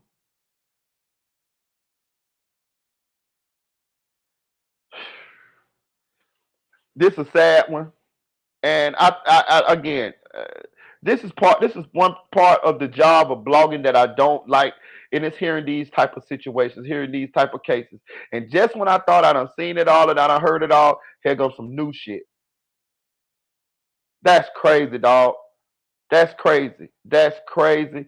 But to look at this bitch, it looked like something was going on with this hoe. She got listen. Look at this bitch. She got them motherfucking wino ass lips. Let me tell y'all something. If y'all ever see somebody who got dark lips and then they got the pink lips, like where they skin up peeled on the lips, don't trust them. That's like motherfuckers who been drinking wine out of box or some shit. Like for real, for real. Look at this bitch. Her skin look dusty. She look dirty. She look like she smell like cat food. Like for real, dog. Like listen, we don't want her. Put her in jail. Lock her up. Don't never let her out. Put her ass in Arkham. This bitch need to be in Arkham where goddamn the Joker and them be at, bitch. What's up, Dre? Salute, my brother. Salute, salute. What you got? What you got? Man, it's just a crazy situation, bro. Like, it just go to show you everybody don't need to be parents, bro. Right, right. Do you believe her story? Hell no. That's what I'm saying. I don't believe that shit neither. I don't believe that shit neither. Hey, look, you try to give your black people the benefit of the doubt, bro. But come on, man. It's just, I don't know, man. When I was just listening to it, I was just like, bro, that shit don't even sound right. You think she was crazy a little bit? You think something wrong with her mentally? Could be. I mean, I ain't gonna lie. It is a lot in the black community where we don't, a lot of us don't go see doctors regularly. So I mean, could be. So that's something that definitely could be. Right. I don't like this bitch though. I don't even know this hoe, and I don't like this bitch. You know how many people would have been happy to have that baby and raise that baby? You know what I'm saying? Like it's people that been want kids and can't have kids. It's people that would be willing to give that baby a great home, and you just killed your baby. Like I don't like that shit, dog. I don't like that shit at all, dog. I don't like Yeah. that shit. You a parent. That's why, bro. I mean, any parent gonna feel how you feeling right now. You know what I'm saying? Because, like I said, bro, like I was just cringing when I was hearing the story and just hearing what she was. It just made me cringe, bro. Like it's like, Yeah. ain't no way, bro. Ain't no way. Yeah, bro. Like, and I did see. I went to the on the Instagram and I seen some people in the comments was saying like, uh, she might have postpartum and all that. I don't give a fuck about none of that shit. I don't give a fuck, bitch. It's a lot of women have postpartum and don't kill their fucking babies. Like, bro, like, do you know, like, if you don't want your baby, all you gotta do, women, if y'all don't want your baby, all you gotta do is take it to a fire department or a hospital. You cannot even get charged. You know what I'm saying? Like, if you don't want your baby, you can take your baby to the fire department and leave your baby. Let's leave her. They even got little things that you put your baby in, like so you won't leave them outside. You can put your baby in that little cubby hole thing, and it'll be right there for the fire department people to get, and they gonna give your baby a home. You will not be charged or nothing, dog. So you don't even have to do this type of shit because some women they be feeling trapped by kids and they be want to still be hot girls. Some want to be outside and they feel like a baby. They just don't want a baby. Well, they don't put it to where you motherfuckers can't even go to jail if you turn your baby over to the right people, to the hospital and to the fire department or the police station. This shit crazy. There's no excuse for this. Bro, I mean, I'm just trying to. I mean, ever since I heard it, bro, I was like, I don't know, bro. I was trying to think of something that like could like to even make me believe, but it's like, bro, like nothing can make me believe that you thought a damn oven was a crib. Right. Like I just can't like that's the part I can't fathom. That's why that's what made me cringe so much because like it's like who and then on top of that who would have a crib in the kitchen. Like Right. that don't even make. That's what I'm saying. Like I don't know, bro. Just trying to wrap your head around it, bro. It's just like nothing makes sense, bro. Like it just don't make sense. Bro. Because I'm trying to think like what would possess you to have a crib in the kitchen, like. Because I like even like when I was talking to my homeboy about it, he was like maybe she one of them people that use the oven to heat up the house, and she would just keep the crib in there to damn keep the baby by something warm. And I'm like I can see maybe I can see that. Maybe I can see that. But then how the hell do you push the button and like how do you push the button? Like I don't know, man. It's just too much to think about, bro. That would have been that's more understandable if it's cold in the house. You put the baby by the oven, but you leave the baby and the baby get burnt. I could see that, but this bitch put the baby in the oven. You know what I'm Yeah, saying? Like, yeah. That's where everything go left at right there. To put the baby in, it just go left from there. It's like, all right. I mean, even if, like you said, if you put it in there to keep the baby warm, cool, and she get burnt that way, cool. But in the oven, nah, it just ain't no way you can get around that, bro. ain't no way. And then like, I just don't get it, dog. I just don't.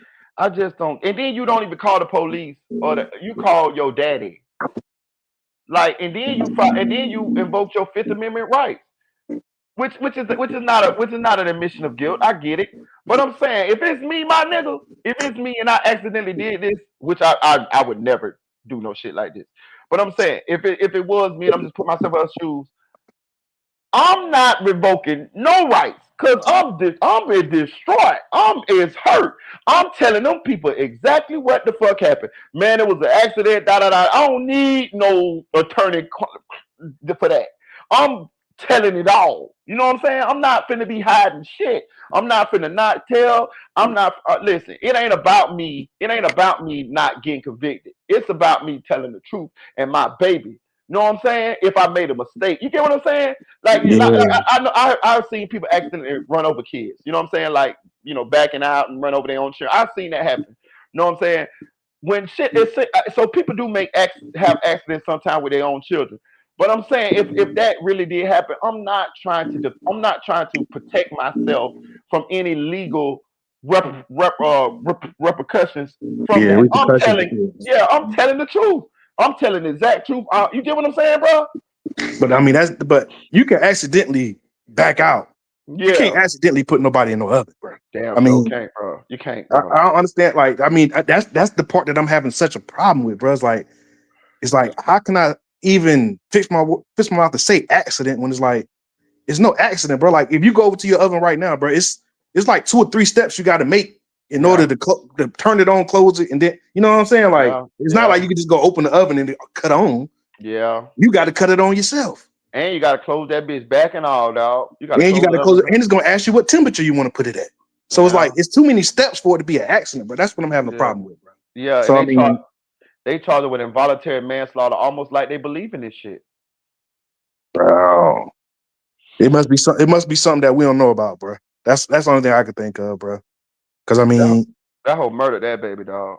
yeah, bro. I mean that we just got to call a spade, bro. Got to call a Yeah. spade. I mean, I'm Yeah. sorry, bro. Like I said, bro, I just can't fix my mouth to say that was an accident, bro. Me neither, bro. I got another question since we had jumped on the Melly shit a little bit. What you feel about what's going on in his case? Because I know you know that's kind of how me and you kind of met. You know, you was giving your opinions on the Melly case. Ah, man, you want to go? You want me to talk about my boy, man? Come on, man. You know that's Get my on, dog, man. bro. Go in, bro. Go in. Go in. You know it's been a minute since I've been on here. Go in. Yeah, man. Nah, they doing my dog dirty though, man. Like even though damn we all can agree that my dog guilty for what he did. You know what I'm saying? Like they still doing my dog dirty though. He still deserves his rights now. You know what I'm saying? Yeah, they doing him Yeah, dirty. not letting him see his lawyers and not letting him talk on the phone and all that stuff. Like, bro, they dragging him, bro. Boy, they They dragging dragging him. him. They dragging him, bro. They dragging him worse than they drag El Chapo or anybody, bro. They making it Yeah. seem like Melly is just like Yeah. they make it seem like he a serial killer times a million or something. Bro. Like Yeah. they Yeah. really dragging him, bro. He must. Hey, I don't know what he done did to them folks, man, but he did something to them folks that got them folks really, really on his neck, boy. Yeah. They hate Because him, I bro. heard a report that they got him in a whole part of the jail where it's nobody but just him. Yeah. Yeah.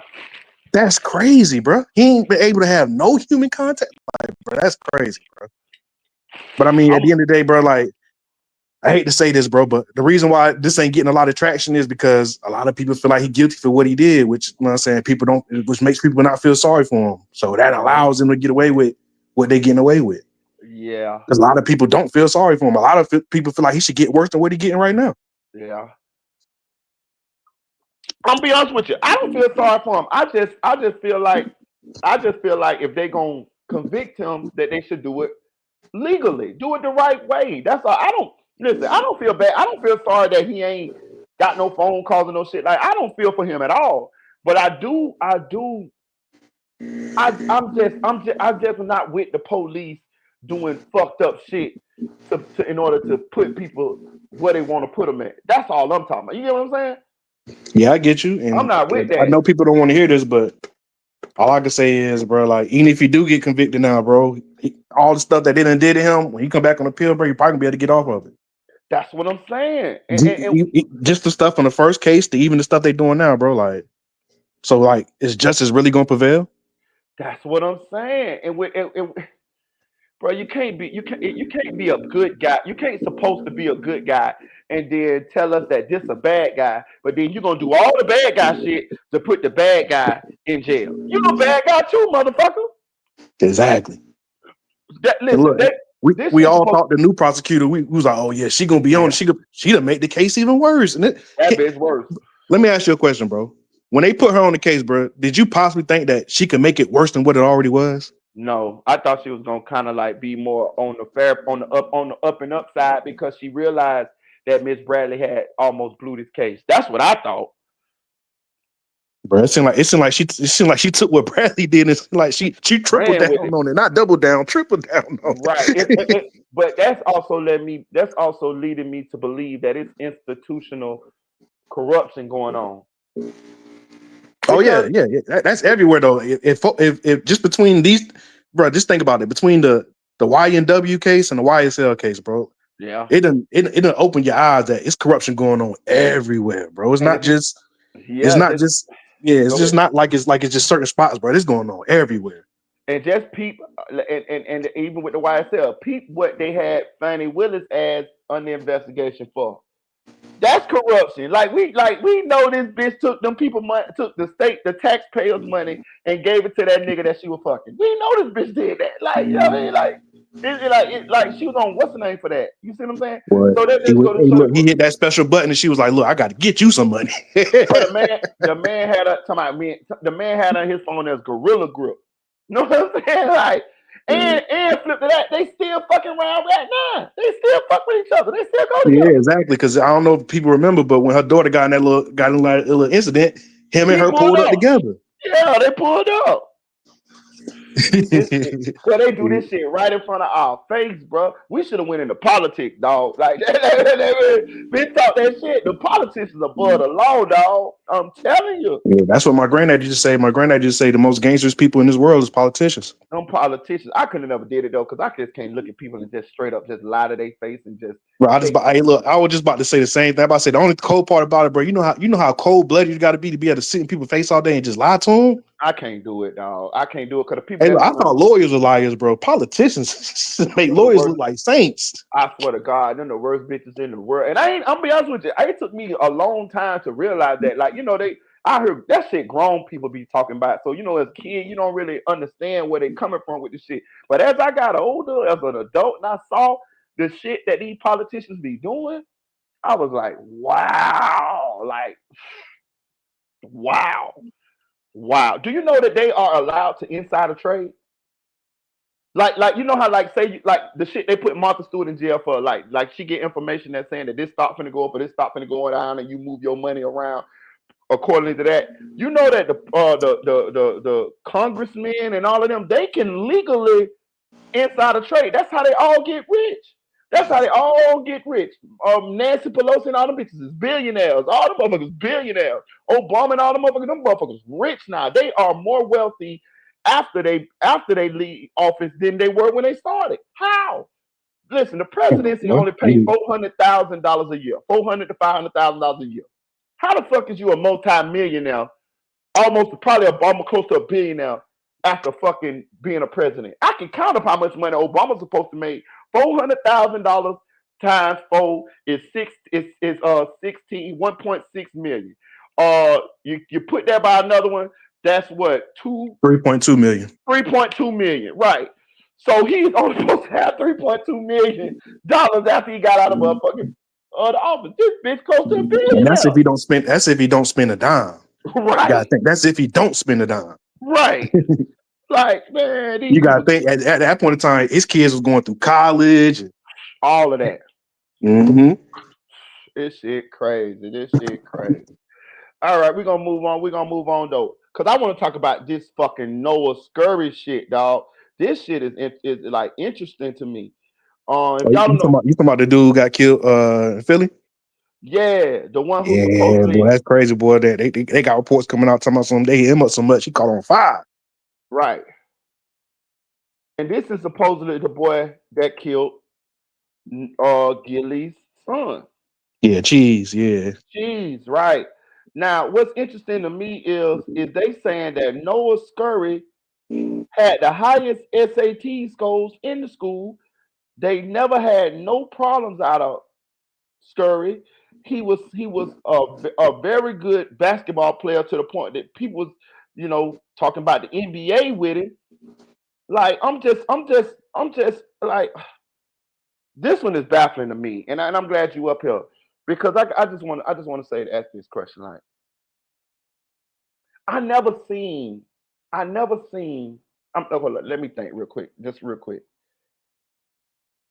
No, me personally, I have never seen somebody who's accused of doing what he's accused of doing and had no flags that said that this what he possibly be doing. Like no fight, he had no fights in school, nothing. So I'm like, this is weird to me because they said he got bodies, multiple bodies. multiple bodies. What you think about that? Hey man, when I first heard about it, bro, I was like, bro, this got to be a cover up or something because ain't no way you could be studying, playing basketball, and you step. I said, dang, boy. Bro, I I think said, they boy, said that, this. I think they said this boy the valedictorian or some shit, bro. I think that's what they said. yeah, that's what I'm saying, bro. Like, so just think about all that, bro. It's like, dang, bro. Like, that's why they say never judge a book by its cover, bro. My Well, whole let me thing is, bro, I feel bad for him because it's like, bro, if you had that much talent where you were that smart and you had the potential where you were balling that good, it's like who put him in a position to make him want to be out here stepping and still want to doing the street thing, bro? It's like us as black people, bro, we got to start getting better at that, bro. Like we got to start getting our youth away from thinking that it's cool to be out here stepping and being in the streets, bro. Like just ain't cool, bro. Now his life wasted, bro. man, this shit deep, bro. This one here go deep because I don't even know where to begin with this one because like you mean to tell me that you had so much promise, like you were smart, you did your schoolwork, and you were smart, like you seen a bright future for yourself, either through sports or through your academics, and that and the allure of the streets, the drilling, the killing, that you gravitated more towards that than the the the the the the the the possible NBA career, the possible good life you could have had because you smarter than a motherfucker.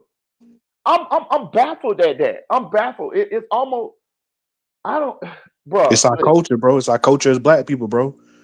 That's what we got to get away from, bro. See, like prime example, right? Like most people around his when we was growing up in that age range, bro. If you was smart, studying, doing your books, we called you a nerd. We called you a lame. We treated you like you. Yeah, You get what I'm saying? Like, yeah. so you got to think, bro. Like that's our culture, bro. Like we got to get that out of our culture, bro. Like, cause we're bred to think that we got to be real niggas. We got to be Yeah, steppers. We got to be out. That's what you know what I'm saying. Like growing up, that's what people tell you. Like, and if you're not doing that, they treat you like you a lame. yeah, yeah. So I was it's on us, bro. Like until we start changing the way we think as people, bro, we gonna have situations like this, bro, and it's sad. Yeah, that's why I like coming on here and talking with y'all because I'm gonna tell y'all something. A lot of times I think about this stuff in my day to day life. Like the other day, I was walking. I remember I was walking. I walked to the store, and I was thinking about the same thing. I'm like, damn, like why do these kids choose to do these things? You know what I'm saying? And I realized that a lot of them we want to be a part of something. A lot of them want to be accepted. But it goes back to what you were saying. It's to the point that if you ain't some kind of way masculine, hard, gangster, thug, it's almost like you a second. You get what I'm saying? Like, how I'm trying to It's put it. frowned Like, upon, bro. It's frowned. yes, yes, It's almost yes. like it's almost like you just like getting disowned. Like Okay, case in point, look at me. Even at the beginning of this video, what I did, I jumped on here and I said, "Oh, I'm out the street." You see what I'm saying? You see how deep that shit be? Even me at the beginning of this video had to talk about some street shit and had to be like, "Yeah, I'm from here. I'm from." You get what I'm saying? for Like, sure. you see what I'm saying? You see how easy it is to get. Even I'm a grown man and I know better, but it's still at times where I feel like I have to or I should, hey, don't fuck with me because I'm this. You see what I'm saying? Like, and I can imagine for the kids who still trying to find their way, still trying to find who they is, and the peer pressure of that, the music. Like, let's just be real, bro.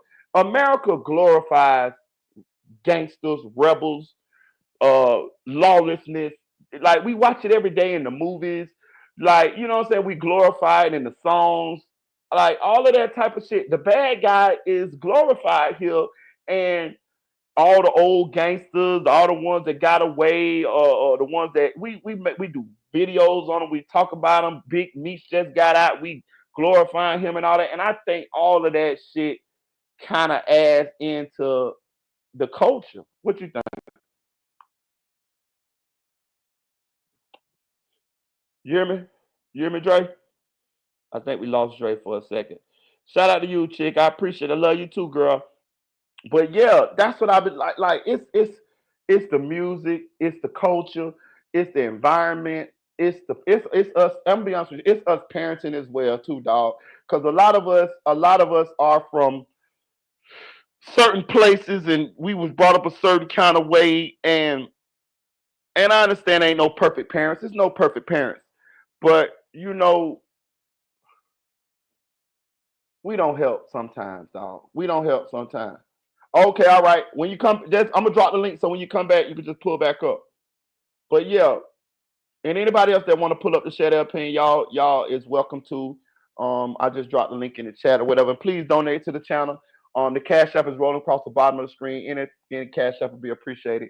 Also, please hit that like button, y'all, and follow me on Instagram, MeritaBoy1, Meritaboy with the number one. But yeah, let's read what they say happened to Mr. Scurry, because maybe some of y'all aren't familiar with the case. So Noah Scurry, a 17-year-old Samuel Fells High School student, hold on, let me get rid of this shit. Was shot and killed while on his way to school with his mother. According to the school district and police, the teenager played on the boys' basketball team and had the highest SAT score in the school.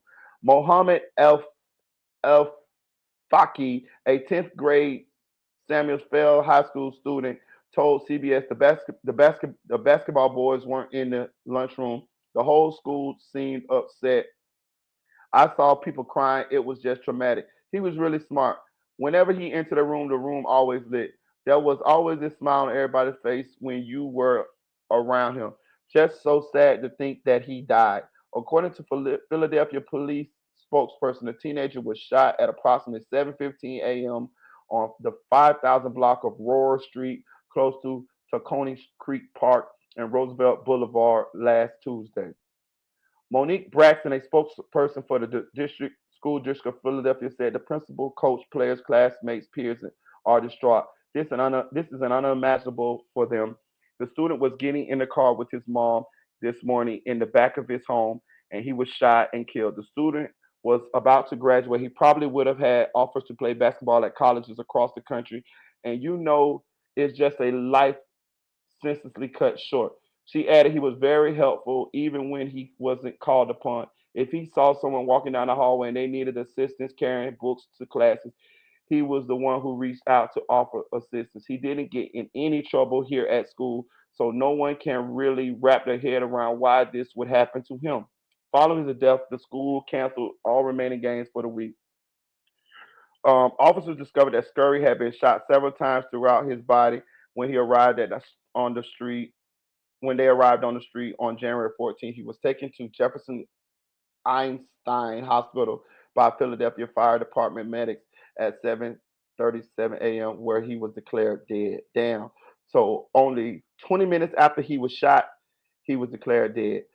Police found a white Grand Cherokee that matched the car's description on the surveillance footage that led to the murder scene. According to authorities, no weapons was found on the site, despite the original claim that no one had been that one had been retrieved. Homicide detectives are looking into circumstances around the incident and the location of any suspects.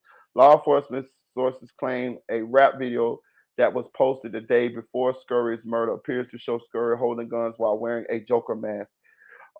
In the video, he's seen dancing with other people who were brandishing and clutching guns, according to Fox 29. Scurry was earlier shot on the block 4600 Mulberry Street in May 23 in a shooting that claimed the life of a man in his 60s.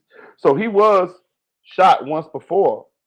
Philadelphia police have not released any information on why they believe Scurry was targeted. They have not provided a motive or description of any suspects.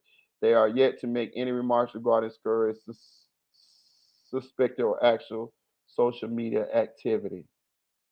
So, okay, Miss Liberty Jigsaw. Yeah, she Jigsaw teed up. That be look like Jigsaw. So, okay. So, this is, but social media is alleging that this is the boy that's responsible for Gilly the Kid's son's death. Now, how true that is, I don't know. You know what I'm saying? Because as I can read this one day ago, it said they don't have no suspects, but the streets be knowing. You know what I'm saying? The streets be knowing, and the streets saying that Mr. Scurry is responsible for Cheese Gilly the Kid's son's murder.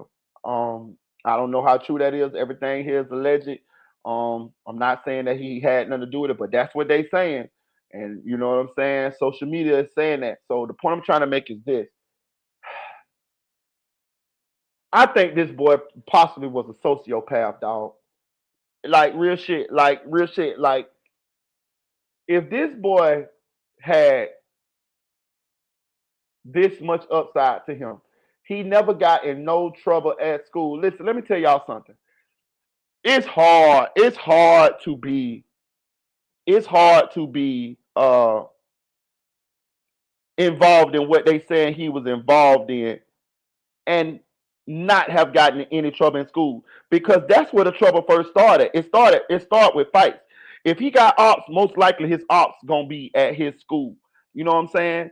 But they saying he got in no trouble at school. Like, can you imagine this guy being who he allegedly is, allegedly what the streets saying he is, and to have never got in no fights or nothing at school? He did his schoolwork. He got the highest SAT scores in the school. So, and on top of that, he played on the basketball team. I played on the basketball team in high school. When you play sports in high school, you don't have that much free time. You know what I'm saying? Because when you go to school, when you get out of school, you go into practice, right? So you're not getting home till right at dark, most likely. Then let's say he had to do his homework, um, study or whatever, and we know he probably did that because he got the highest SAT scores in the school. So what time did he have to do this homicides that they're alleging that he was involved in? Well, that the streets are alleging that he is involved in. I'm not saying he couldn't have did it. I'm saying I believe what the streets saying. My point is, damn, he was a busy individual. Like for somebody that's so smart, I'm just trying to figure out how did he why did he decide to do what they're alleging that he was involved in? It just it make me believe he was a sociopath, dog. It like because if you can balance all of those things perfectly, it reminds me of like when you watch those movies and you watch those serial killers and they life be so in order. You know what I mean? Like everything being ordered. They damn they got OCD. That's kind of what this reminds me of. I'm just saying this guy ain't no regular dude, bro. I'm from the streets, bro. I haven't seen this type of individual in my days. Most of the time, when you could pinpoint your homeboys that was violent. You could pinpoint your homeboys that most likely would commit violence against other people. You know what I'm saying? Because you be around them and you could tell, and you know the ones, right? By being around them. I'm not. I probably wouldn't have been able to pick him out, y'all. And that scares me, and that lets me lends me to believe that he was a sociopath. You know what I'm saying? Like Hannibal Lecter them type, like to hold a very intellectual conversation with you, um, very mannerable, very charismatic. One of those people that you would say he wouldn't do such a thing, and then boom, what? Them people didn't come kill him for nothing. And the fact that I saw that he had been shot in 2023 by when I just read this article, it lets me, and then by him making those rap videos, it lets me know that he was involved in some of this activity.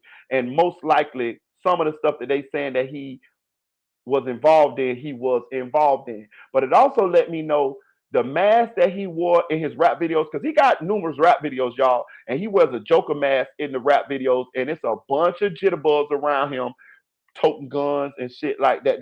Matter of fact, let's pull up his video so we can see what Mr. Scurry looked like on his videos. Let's see, because I wanna show y'all the length that Mr. Scurry went to hide his identity, because he understood that, you know, he's somebody. He play on the basketball team. He very smart. He, you know what I mean, in school and shit like that. So let me see. Let me see. I'm gonna put him up. Okay, so here we go right here, y'all. Yeah, she jigsaw, bro. He killing me with the jig. So I keep looking at T Dub comment about Miss Liberty jig. So I'm gonna put it on the screen. I'm gonna put T Dub comment on the screen. But yeah, so the guy with the mask on right here is Mr. Scurry. Now you see, he wearing this mask in all these videos, y'all. Let me see. This is Scurry, Baby Joker. You see him? So when he raps on his videos, he covered his face like he never is not with this mask on, which lets me know that he understood that I need to hide my identity. He's cognizant of that. So, and he's calculated. He thought about that. Okay, so I want to do this, but I can't do this and let people know it's me. So I got to cover my face. That lets me understand that, yeah, he was very good at hiding what he was doing. And that's probably why he was able to carry this act on for so long and hide this shit for so long, because he understood that when I'm around certain people, when I'm at school, I'm finna be the most mannered kid there is. I'm gonna do my homework. I'm gonna study. I'm gonna do all the shit that would make people not know what I'm doing. That's amazing. That's amazing for a child, a 17-year-old, 16, 17-year-old kid to pull off. You out here actually unaliving people allegedly, but you covering it up and hiding it with the perfect cover. I'm the valedictorian. I'm the star basketball player on the team. I'm doing my homework. I'm helping kids with their books in the hallway. I'm getting the highest SAT scores in the school. I'm getting my mama taking me to school every day. And in the public eye, I'm the most mannered child there is. And I got a bright future. This guy was a sociopath. And I ain't no doctor. I'm not Dr. Phil or no shit like that. But I really believe that Noah Scurry was a sociopath. I put Noah Scurry, yeah, it sounds like a movie for real, Dre. I put Noah Scurry, you know what Noah Scurry remind me of? Aaron Hernandez. When I hear Noah Scurry and what he had going on and the person that he was, it reminds me of Aaron Hernandez. This mirrors Aaron Hernandez for sure. Somebody that had a lot of promise and had everything in front of them, but they had that dark side. They had that little evil Mexican on the shoulder saying, "Do it, do it." I'm telling you. Listen, I'm from the streets, y'all. I don't want to keep saying that, but I am, and I'm telling you, this is different here. Mr. Scurry was different. Mr. Scurry, if I had to guess, I think Mr. Scurry was like King Von type, like sociopath, like you know what I'm saying? Like could be nice and smile and mannerable, and then could switch a switch flipping their head and would kill someone without in a second. I really believe that because it's just too hard for him to be able to balance this type of goodness and then be doing this type of evil when the lights was turned off or when he was in the dark. I don't get it. I don't get it. I don't get it. It had. I would say, listen, dog. I would say it got a lot to do with the environment, and the environment do got something to do with it. He's in Philly. We know it's up in Philly right now. We know for what they call them the young bulls. Them boys ain't playing out there in Philly. Memphis, Philly, they ain't bullshitting. Chicago done kind of like quieted down a little bit. It's Philly and Memphis. That's they up right now. You know what I'm saying? And that's why, bro. It's a lot to unpack with this one because it goes deep. It really goes deep. It really goes deep as to how our babies end up like this here. And some of them gonna end up like this here anyway. I hate to say it like this here, but everybody ain't gonna make it. And some people, some children, some of our children are gonna fall victim to this no matter what we do. But I'm gonna say this: I feel like the environment had something to do with this here. And I'm not trying to take the onus off of Scurry because I believe it's something inside of him that had that had more to do with this than the environment because he had all the promise in the world. He had everything he needed in order to feel confident that he was gonna have a good life. You smart, you athletic, you know what I mean? Like you got a lot going for you. If you listen, if you can play a sport and you're academically uh above everybody else, it's almost a guarantee that you're gonna be able to carve out a good life for yourself because you got two things going for yourself. You athletically gifted more so than the average person, and you academically gifted more so than the average person. So that right there alone should have brought you confidence as far as like who you are, what you want to do with your life and where you want to go. But Mr. Scurry, he he was trying to cover all the bases. I want to be a gangster, valedictorian, NBA star. That's crazy. And he was actually balancing it all until that karma came back for him, allegedly, because we don't know if he really did unalive nobody, but that's what the street's saying. But until that karma came back for him, this is a crazy story, dog. This is a crazy story. But they saying that Gilly the Kid's nephew went on his social media and said that now you can rest Cheese. And if y'all don't know, Cheese was Gilly the Kid's son's nickname. And they were saying now you can rest Cheese, alluding to that now that Scurry is no longer amongst the living, that Cheese can rest because his death has been avenged. That's what they saying that Killy's nephew, which is Scurry's cousin, uh posted on his social media. I forgot what his name is, but that's what they're saying. Posted on his social media. Shout out my girl T. This shit crazy though. Like I don't know exactly what went on here, but I tell you this, I believe it. I believe it's too many reports that's coming out that saying Mr. Scurry uh was like that. Was they saying that Scurry had unalive people before?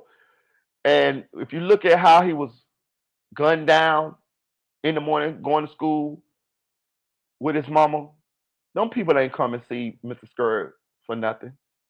They ain't come see Scurry for nothing. If you listen to Mr. Scurry's songs, He talking all that talk, what they talk when they done did something. I mean, he talking about standing over people. He talking about people he done shot.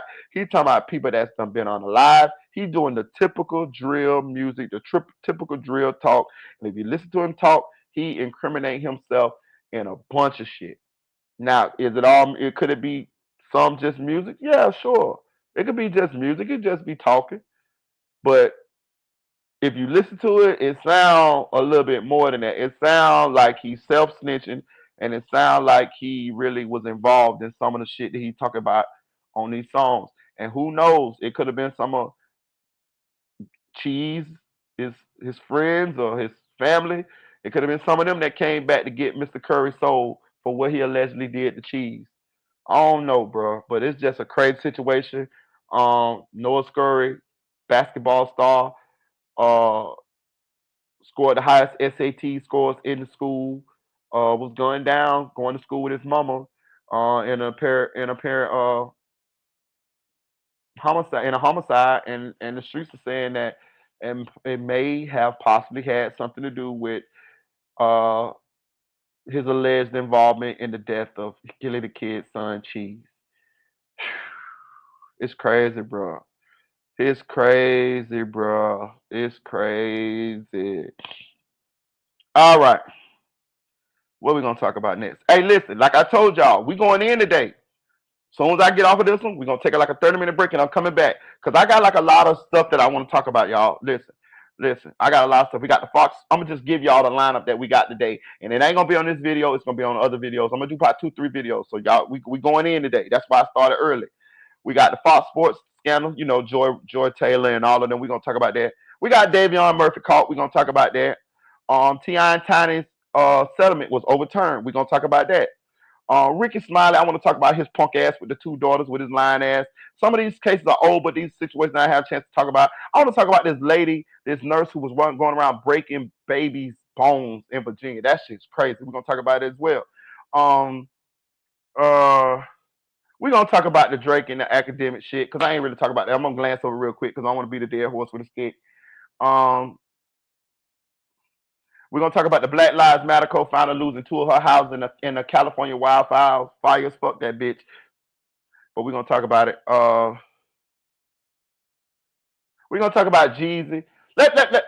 I might talk about Jeezy and Nelson, but I'm gonna wait. I'm gonna wait. I'm gonna wait. I'm gonna wait. I'm gonna wait. I'm gonna wait. We're gonna talk about Naziah Harris. I think I'm gonna do a whole video on Naziah Harris by itself, but we're gonna do that one too. Um, we're gonna do Young Thug son Crash Out. Oh, I know what we're finna do. We're gonna talk about ASAP Rocky, y'all. I got ASAP Rocky in the title, so we're gonna talk about ASAP Rocky real quick. I'm not gonna spend a whole bunch of time on ASAP Rocky, but we're gonna talk about ASAP Rocky real quick. We're gonna jump in. Oh, Timu just credited me $15. I ain't spend no more money with y'all, Timu. Not right motherfucking now. Uh, but we're gonna talk about ASAP Rocky real quick here, y'all. This shit is crazy. I'm gonna go through it real quick. All right, ASAP Rocky.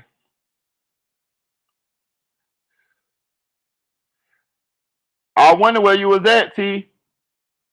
I wonder where you was at. I said, oh, she probably done quit me. That my daddy used to say when you don't, he was like, where your girlfriend at? You seen her while she done quit you? That my dad used to say. I was like, dang, T done quit me. Let me see. Okay. So this ASAP Rocky.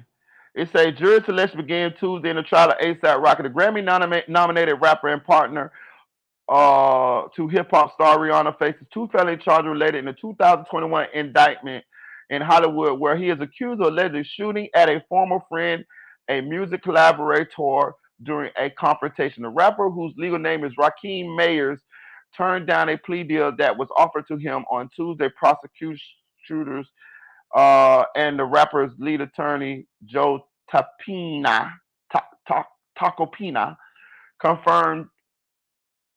I'm gonna just say his name, Taco. Joe Taco confirmed to ABC News.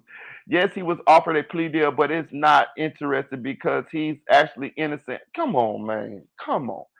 Come on, man. I gotta go. I gotta talk in my boosted voice. Come on, man. Come on, man. Come on, man. Look, he said, I gotta listen. I wasn't gonna narrate this motherfucker while I'm reading it, but fuck that. I'm finna narrate this bullshit. It say the rap. It say yes, he's offered a plea. He was offered a plea there, but he's not interested because he's actually innocent. Hey, man, listen. Have any of y'all saw the video that they saying that is ASAP Rocky shooting at his friend? I did.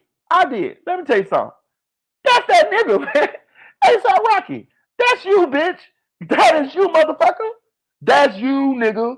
That's you. We seen you. We seen you walk up to this. We seen you walk up to this man.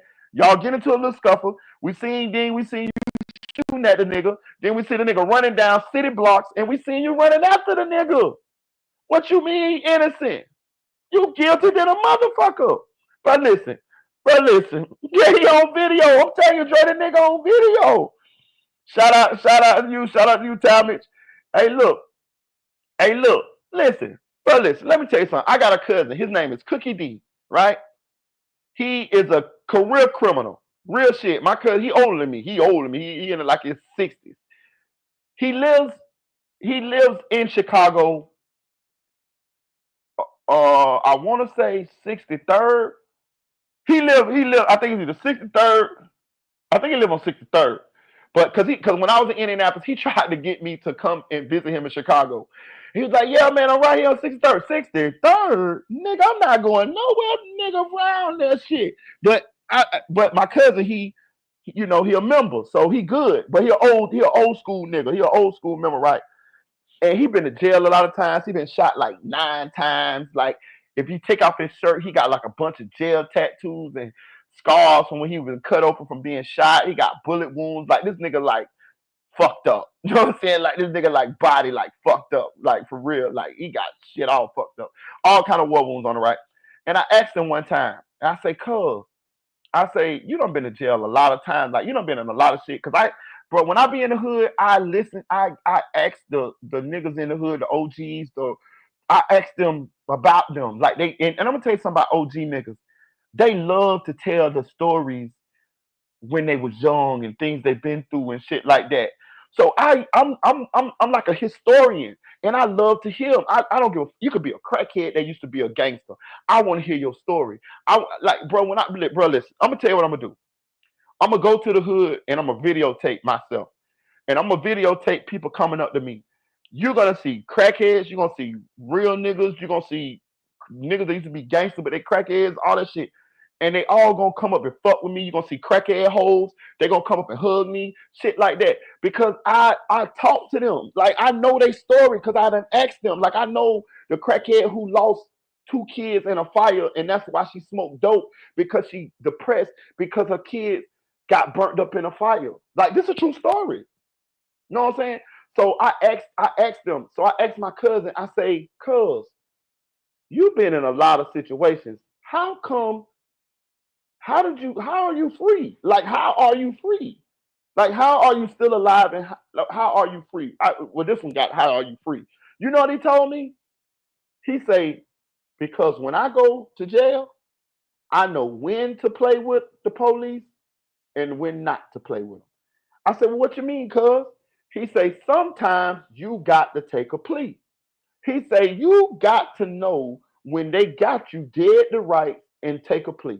He say, because if you think you finna go in there and go to trial and beat it every time, you crazy. You're gonna end up with life in prison. He said, if you know you did something and they got you and they come to you with a decent plea, a nice plea, you don't got a plea. He say sometimes you got to take it. He say whether it's 10 years, whether it's 5 years, whether it's 15 years, whether it's 20 years. He say sometimes you got to take it. He said the reason why you should take it is because you gonna at least have a release date. He said that's how come I'm free right now. He said, cuz I done did 10 years, 8 years, 5 years. You know what I'm saying? He done been in prison a lot of times. But he home, he free right now. You know why? Because he took a motherfucking plea. Because he realized that, hey, I'm not going to be sitting there playing with him. And I'm going to tell you another thing. That's probably the reason why I'm free. Bro, I'm a 9-time convicted felon. Me, 9. I heard T.I. say, you're a 3-time felon. Nigga, I'm double that, bitch. You know what I'm saying? I'm 3 times that. And I never, knock on wood, not to toot my own horn, I never been to prison. You know how? Because I will take a plea. I will take a plea. I'll take a plea for probation. Listen, and also because I know I don't do shit that I'm gonna not be free from. Like I ain't never killed nobody, no shit like that. So I'm not doing no crimes that I'm never gonna see the light of day from. I'm not doing that. You can't get me to rob no bank. You can't. It's some shit that I just wouldn't do. So I knew what my risk tolerance was. Um, so that's probably another reason too. But also that I'll take a plea. I like to be real with you. I'm trying to think, have I ever been to trial? One, I went to trial when I was juvenile and lost. And no, I only been to trial one time. I only have been to twice. Twice. I've been to trial twice. One time I got convicted when I was a juvenile, and the second time I beat it. But let me tell you something, going to trial is a scary fucking thing. You know what I'm saying? But all the rest of the times I took pleas. And I'm here, right here, talking to y'all. Never been to prison. See what I'm saying? So my point is this. ASAP Rocky, you sitting here talking about your lawyer talking about you innocent. Nigga, it's on camera, nigga. Nigga. Let me keep reading. You better take that motherfucking plea. Taco told, I'm gonna call his lawyer Taco. Taco told ABC News the terms were 180 days in jail. That's 6 months, dog. Bro, listen. You know how much time you do out 6 months? 4 months, bro. Bro, ASAP Rocky. If you would have took this plea, we wouldn't. Before we knew you was in jail, you would have been free. Before we knew that you was locked up, you would have been free. 4 months fly by so fucking fast. The plea included 180 days in jail, 3 years probation. Bro, 3 years probation ain't shit. I done did 3 years probation and completed it. 3 years probation ain't shit. 3 years, that's 3 years. Listen, that's 3 years that you're gonna be out here with your wife, your girlfriend, beautiful girlfriend Rihanna, super mega star, your children that you share with Rihanna. You're gonna be out here to be able to enjoy your life. All you gotta do is don't smoke no weed. You a rapper, so that could be classified as your job and get permission to go where you want to go from the probation office. That's all you gotta do. We see you on camera, nigga. You see, let me tell y'all something. He's a damn fool. And I'm telling you, and I don't know, he might beat the case. I don't know. I don't think he's gonna beat it, but he might beat it. But I'm gonna tell you something, he's a damn fool no matter what. He's a damn fool. He is a goddamn fool. Because you know what this really is? Some people be wanting to be totally free. This almost like, you know what this sounds like to me? This sounds like a nigga who's scared of jail. And I know ASAP Rocky been in jail before, so I don't want to say he's scared of jail. But that's what this sounds like. Because bro, sometimes you ain't gonna be complete. It's no way to be completely free. You know what I'm saying? Sometimes your best way out is in. Y'all don't understand that, do you? Sometimes your best way out of what you got going on is in. Like people be wanting to, I don't want this on my record. I want to be not convicted. Motherfucker, if you gamble, you might be doing a long time in jail. Ain't no way I would have turned this plea down. It's no way I would have turned this plea down. It's no way. You got me on camera shooting at this nigga. All you want me to do is 6 months in jail, which I ain't gonna do before. You want to give me 3 years probation, and I get to go home to my mansion, to my beautiful, thick, fine wife that I get to fuck on every night if I choose to my babies that I get to play with and hug and tug and wrestle with and put to sleep and take them to the park and what? He's a fucking fool. Listen, it said the terms were 3 years, 180 days in jail, 3 years probation, and a few other minor conditions on a plea to the assault and gun charge. Nigga, I would have pleaded that shit so quick. The musician was charged on August 15th with 2 counts of assault with a semi-automatic firearm for allegedly firing a handgun twice in the direction of his alleged victim during their confrontation. He pleaded not guilty and released on bond after the judge issued an order prohibiting him from having contact with the alleged victim. You know what? ASAP Rocky might be afraid to get sued. That might be what that is. If he plea out to this, he might feel like he can be civil sued. But I won't give a fuck. I'll pay that money. I'll pay that money to be free. You can make that money back. Nigga, you go with Rihanna, nigga. How we know? We know that once you go to jail, she might be like, man, I ain't got time for this. I ain't finna be fucking with this nigga, man. I'm finna move on from this bullshit. Man, you better, nigga, you supposed to stay right motherfucking there up under that motherfucking titty. Who? Man, listen, bro. Listen. I'm sticking close to that bag, nigga. She love me. That's my lady. I love her. We got kids. Boy, I ain't going nowhere. I'm not, bro. I'm not going nowhere. I'm not finna do nothing that's gonna take myself out of this situation for a long period of time. He's a fucking fool. He's a fucking fool. I swear, I don't even like his punk ass no more. Okay, the musician was charged August 15, 2022. The 2 counts of assault with a semi-automatic firearm for allegedly firing a handgun twice in the direction of a alleged victim during the confrontation. He pleaded not guilty and was released on bond after the judge issued an order of protection him prohibiting him from having contact with the alleged victim. It convicted the New York rapper could face up to 24 years in prison.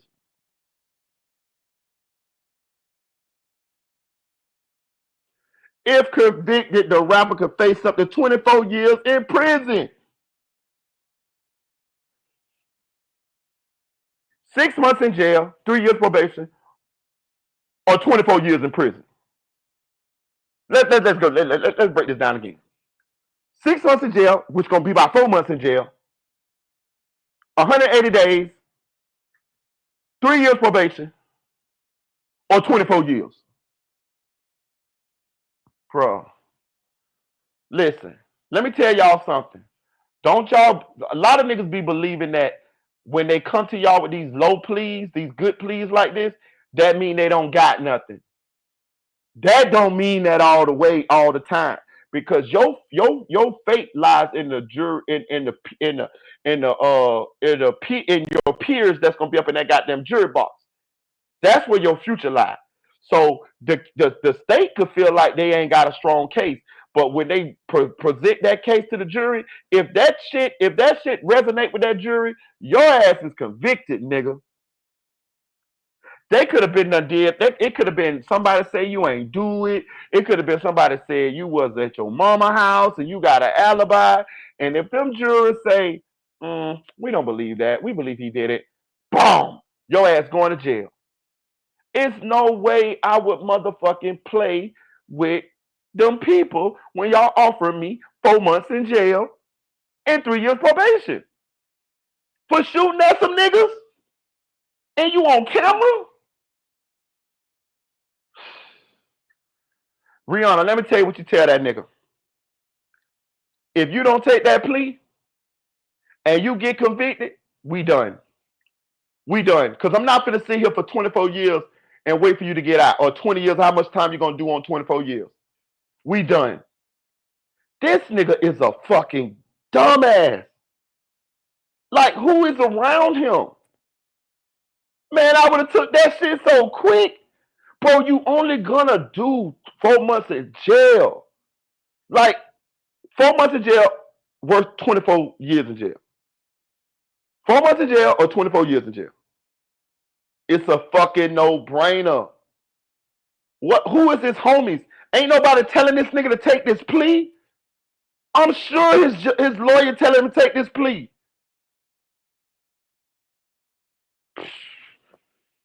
What a fucking idiot. All right.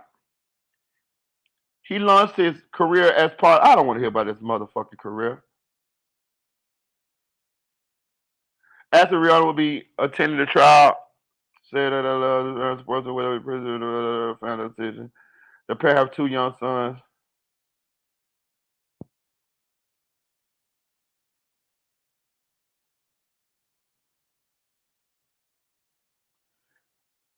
All right, so that's about it that I want to read on that shit though. Bro, listen, this nigga is a fool, dog, and I'm gonna tell y'all something. I don't wish jail on the nigga, but I'm gonna tell you this: if he get convicted, I'm coming back and doing another video, and I'm gonna say smoking on that ASAP Rocky pack. Yeah, we smoking on that ASAP Rocky pack because you put yourself in this shit. Nigga, you a damn fool. They got video of you running down the street shooting at niggas. You could have shot one of them niggas or whatever, and it could have been way worse. And they only offering you 4 months in jail. They offer you 6, but you only gonna do 4 months off of 6. Trust me. You only gonna do 4. You gonna get time served, get credit for they give you days in jail. You get days in jail as long as you ain't get as long as you don't get no disciplinary shit where they take them away from you. So he only gonna do 85%, which is like 4 months in jail, and then you're gonna be released for 3 years probation. Bro, you can do 3 years probation standing on your head. I did that. I did. I don't listen, bro. I done completed probation about 4, 5 times. You know what I'm saying? I had 2 years, 3 years, shit like that. I done completed the motherfuckers successfully. You know what I'm saying? So I'm telling you what I know. Like, bro, he tripping, bro. You risking everything to keep from doing 4 months in jail. You risking being out here with your children for 20 years. Because the people say you get 24 years. You risking being out here for your children because you don't want to do 4 months in jail. You pussy ass nigga. We see you on the tape, nigga. Excuse me. We see you on the tape. What a fucking idiot. Man, it is what it is, dog. It is what it is. I wish you the best, ASAP, Rocky. But I got a feeling you going down, bitch. I got a feeling you going down, bitch. Hey, look, I'm gonna switch subjects real quick. We finna go into this. We finna join these juicy rumors. We finna go into some rumors, y'all. We finna go into some rumors. We finna go into some rumors, and then after we done with that,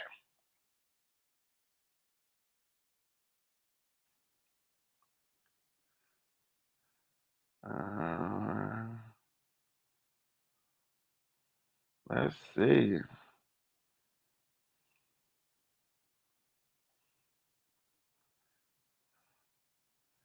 We're gonna come right back with some more videos today. cause y'all fuck with y'all and y'all fuck with me, dog. So I got to give y'all, I got to do what's right, cause y'all be rocking with me, dog. Oh, and I want to tell y'all another thing too that I ain't really think about. Hey, y'all know we passed 6,000 subscribers as well, y'all.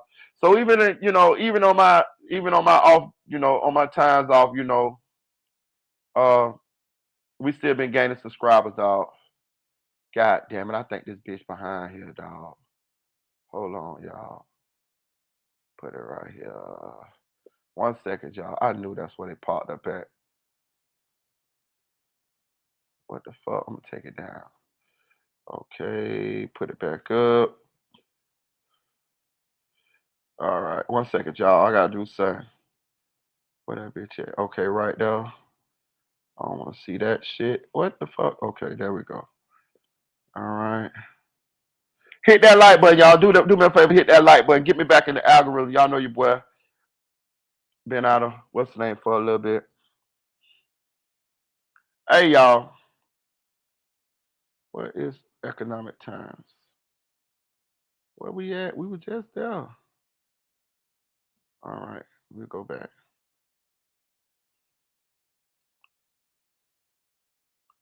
I'm gonna go to Yahoo.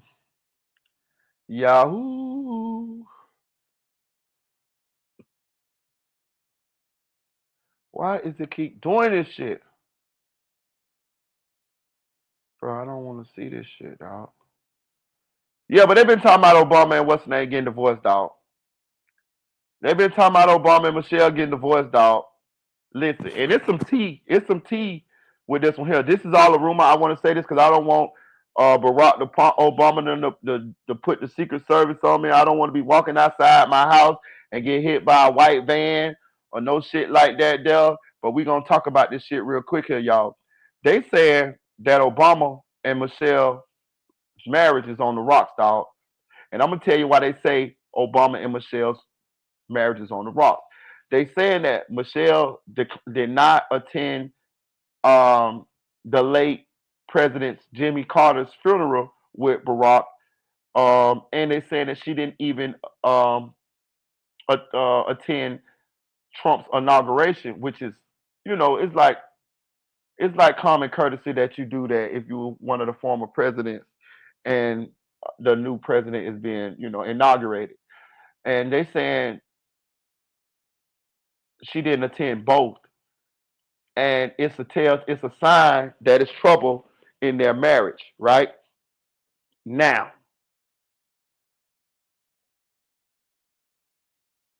the tea is that paparazzi followed Barack to a restaurant. This is all alleged. This is not factual. This is just a rumor, y'all. They're saying they followed Barack to a restaurant. He went in the back of a restaurant. A little bit later, another car pulled up to the restaurant, and this woman got out the car and went to the restaurant. And they saying, "Do y'all ready for this? Y'all ready for who they saying the woman is? They saying Barack Obama is cheating with Jennifer Aniston. And if y'all don't know who Jennifer Aniston is, that's the Caucasian lady from Friends. Very, very nice looking lady. I'd smash. I'd dust her ass off. You know what I'm saying? So, uh, but they saying that Barack Obama is cheating with Jennifer Aniston, y'all. That's what the tea is, bro. And I'm gonna say this, dog. I'm gonna say this. It's one thing if they just saying he cheating, right? And they don't got no what's the name. But they actually got a person who they saying he's cheating with. To me, when they have a person that you are allegedly doing this with, it's some legs to this shit. And that's the reason why I'm reporting on this, is because it is reported that Barack Obama is tipping cheating with Jennifer Aniston. And I'm gonna put Jennifer Aniston up here so y'all can see who Jennifer Aniston is. You know what I'm saying? So y'all can see who she is. Some of y'all may not know who Jennifer Aniston is. It's a couple women on Friends.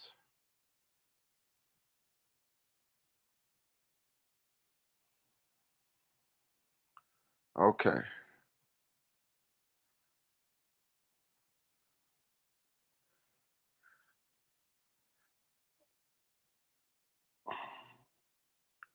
This is Jennifer Aniston, y'all. They said Barack Obama is tipping with Jennifer Aniston. Do I know that to be true? Nope. I do not know that to be true. But I'm telling you what's being reported. This is all a rumor. Nothing's substantiated. Nothing's. But they saying this is the reason why we haven't seen Michelle. They saying Michelle is upset with Barack. They say that they've been at odds for a long time. They say that when they used to be in public, they was keeping up a front. But they say behind closed doors, it seemed like they didn't even like each other. That's what the reports are. And this been going on for a while as far as like them putting on a unified front, but in behind closed doors, them being at odds with each other. So, hey, hey, man, hey, if Barack is really tipping with Jennifer Aniston, shame on you, Barack. Shame on you. Cause let me tell you something, Barack. If you and Michelle's marriage fails, it's gonna be residual effects of this throughout the black community. Because one thing that my community needs more so than a lot of things is we need examples of black families sticking together and marriages, black marriages working. One of the number one plights of the black man in America is the death of the black family. Know what I'm saying?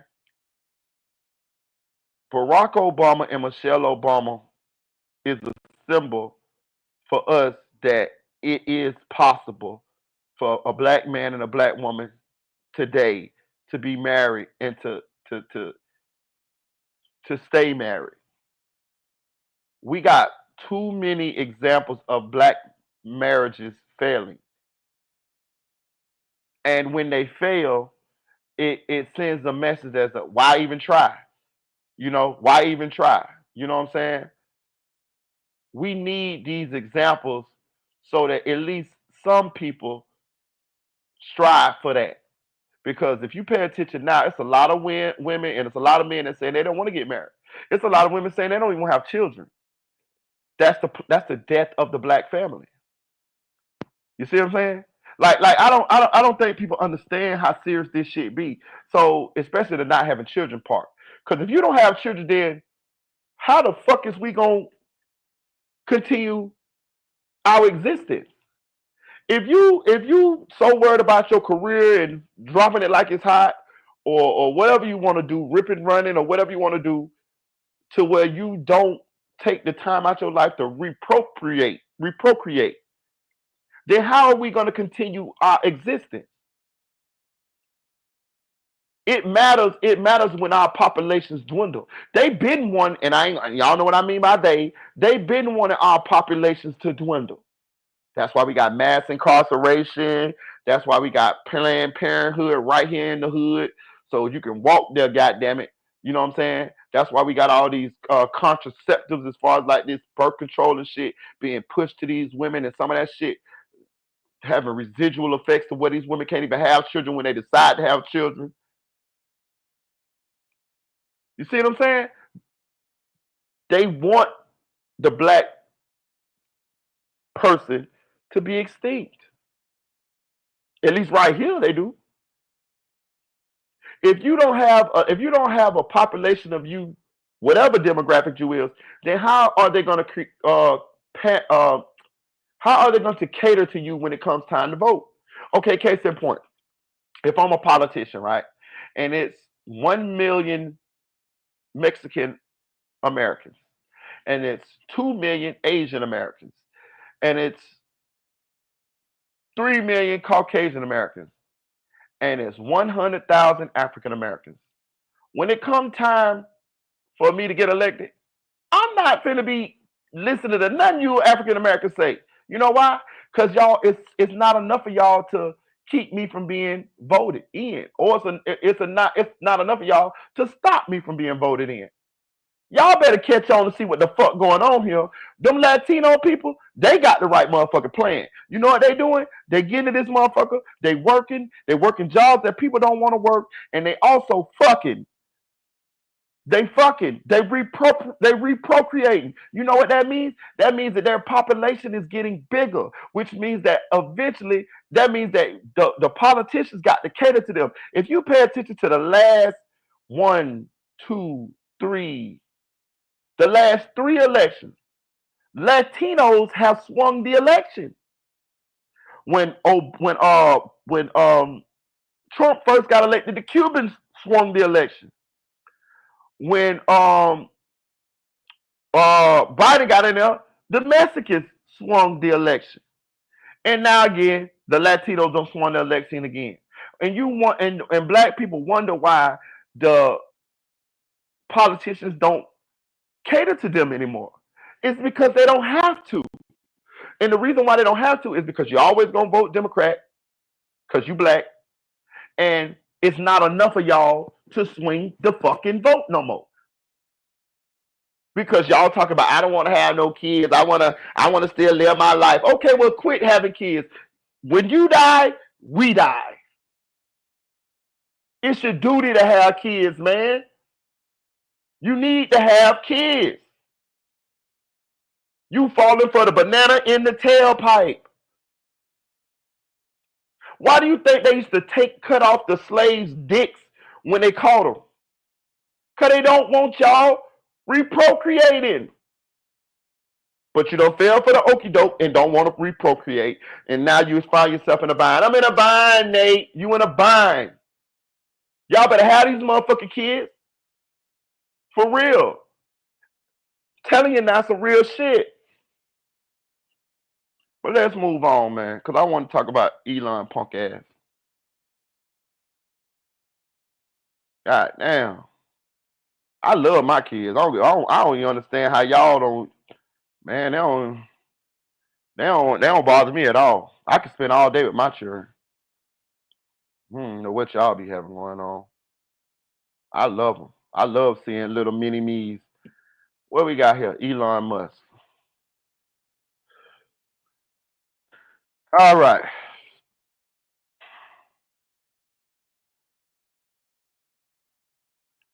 Images. Yeah, we're gonna get Elon with this Nazi salute shit.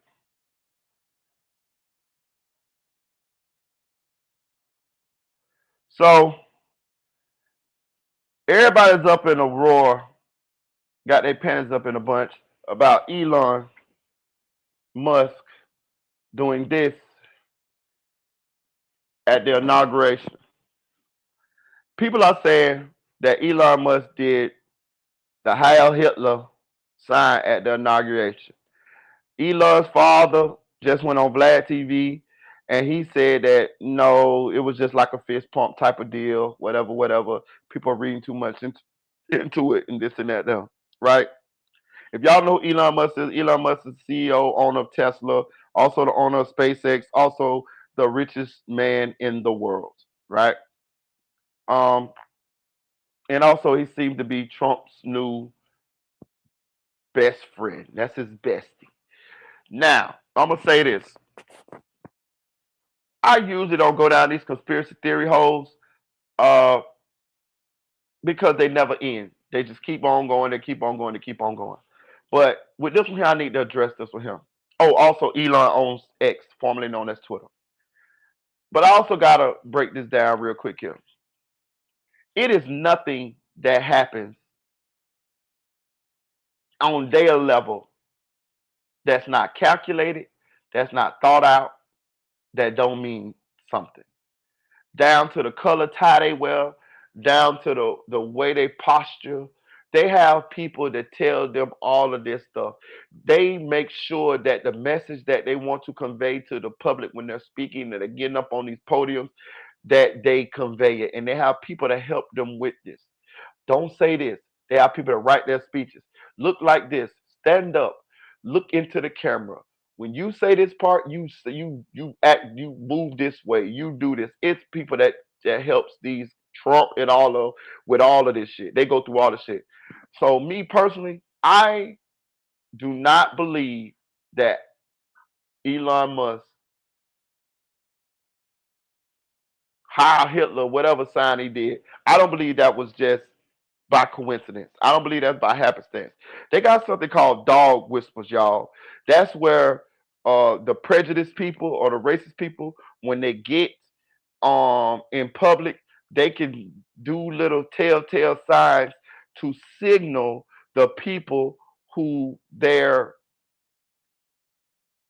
trying to signal. I'm gonna say it that way because I want to say it the PG-13 way.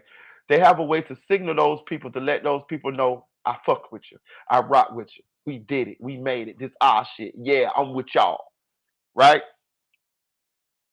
There's no way that Elon Musk did not know that he was not supposed to do that shit. I have never seen nobody do that. Personally, I have never seen nobody do that shit. Never.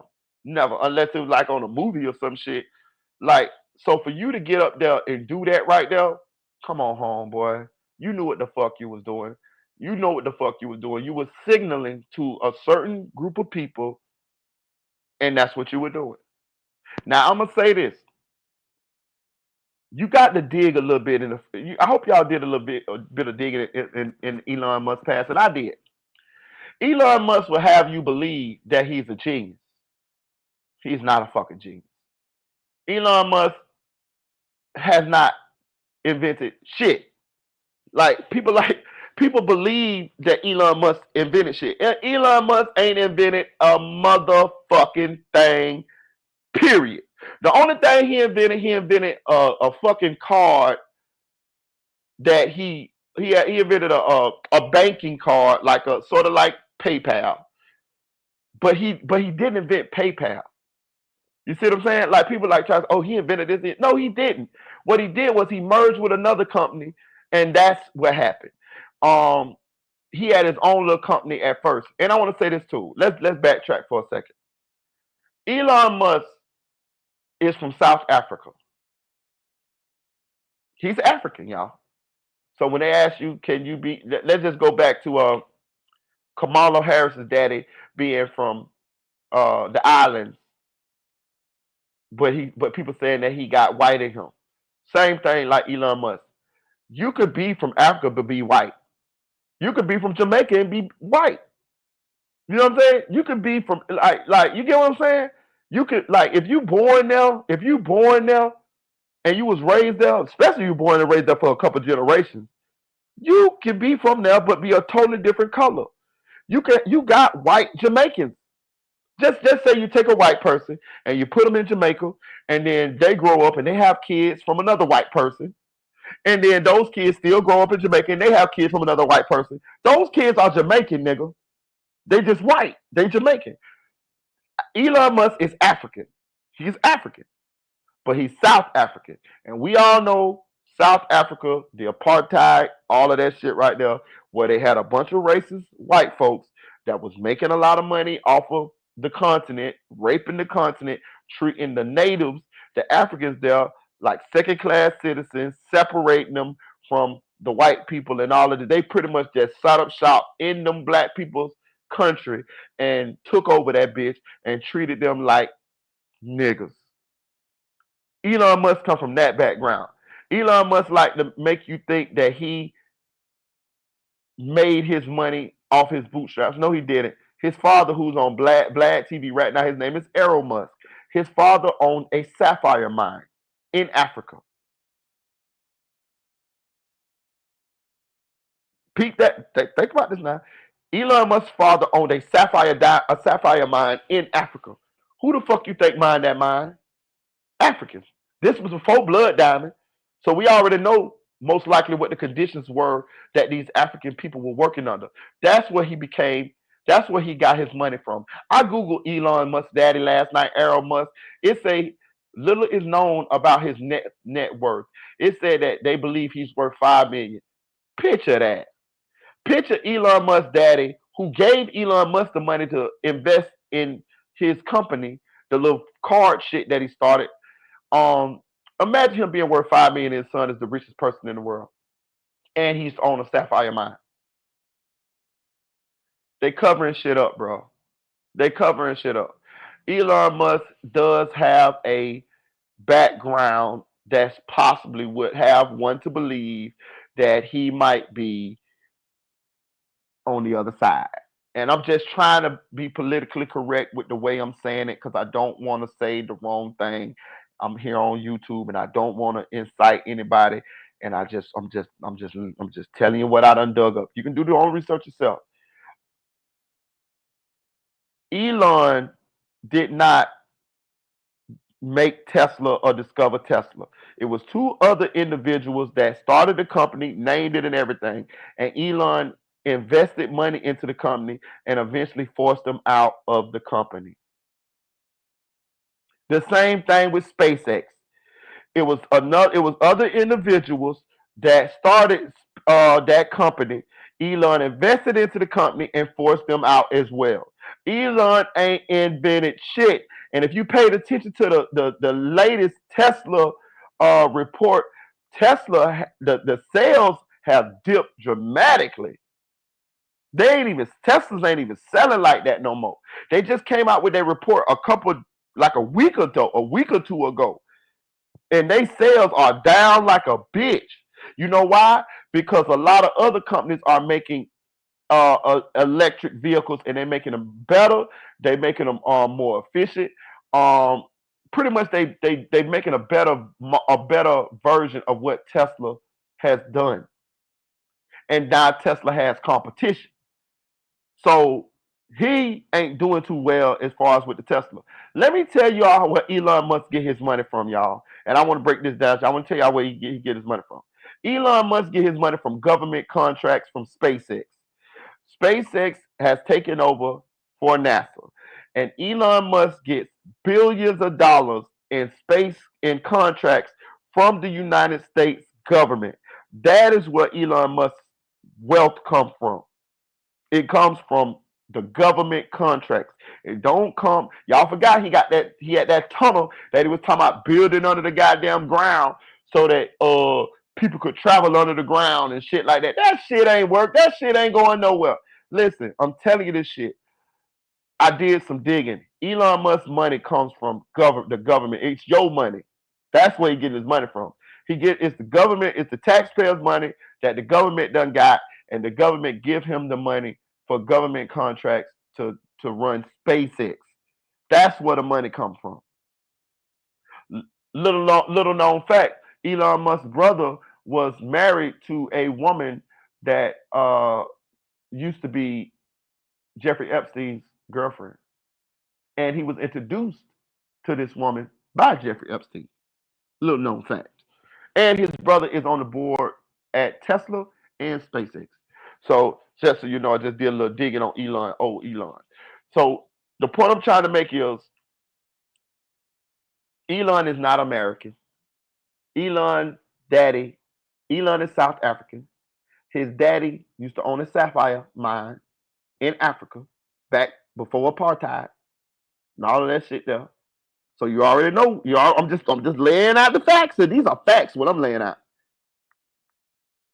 His brother got a girl, had a wife that he got from Jeffrey Epstein, and the girl used to be Jeffrey Epstein's girlfriend, and Jeffrey Epstein introduced him to the lady. So when we go back and we see Elon Musk put up that Hitler sign, hey man, hey, I'm not saying Elon Musk rocking like that. I'm just giving you enough information so you can make your own opinion as to what Elon meant when he did that Hail Hitler or what looked to be the Hail Hitler sign. I'm just telling y'all. I'm just saying. I'm just saying. You know what I'm saying? Is it the New World Order? I don't know, dog. I don't know. But I'm gonna say this though. Me and somebody was talking last night, and I'm gonna say this. Y'all ain't thought about this? What if Elon Musk has aspirations to run for president? Because that looked like what he got. And it looked like he happy to the motherfucker to be in the position that he in, being so close to Trump and Trump is the president. What if Elon Musk runs for president after Trump's term is over, wins, and elects Trump to be his vice president? A lot of people ain't thought about that, have they? So you can have more years of Trump, even though he won't be the president, he could be the vice president, or he could be picked as a certain uh at a certain to a certain position in the government or the cabinet or wherever. I'm just saying. I'm just throwing all that out there for so in the future if we see any these things take place, then you know, we'll be already done thought about them. You know what I'm saying? But I'm finna get off this live. We finna do 30 minutes and we coming right back because I got some more topics to talk about. Uh oh no, did I put the wildfires? Oh no, we gotta talk about the wildfires.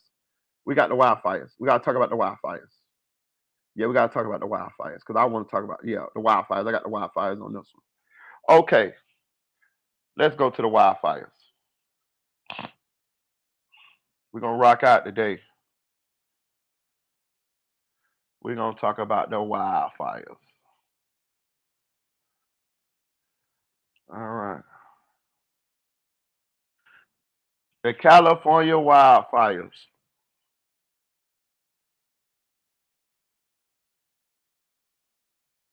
Let me see. News.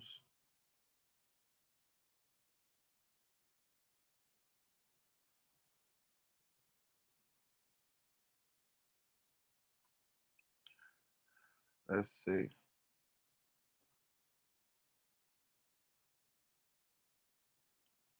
Hit that like button for me, y'all. Hit that like button for me. Please hit the cash out, man. Please hit the cash out. I fucks with you. All right. It said evacuation orders and warnings were issued in more than 31,000 people in the vicinity of two new wildfires north of Los Angeles on Wednesday. The huge The huge fire near Castaic, Castaic Lake in northern Los Angeles County began Wednesday morning and now covers more than 10,000 acres or 15 square miles. It was 14% contained at 4 a.m. local time, 7 a.m. Eastern Standard Time, according to Cal Fire. The huge fire was being fed by high winds and dry conditions, Los Angeles County Sheriff Robert Luna told reporters. But according to an update from the in whatever, I don't know, whatever.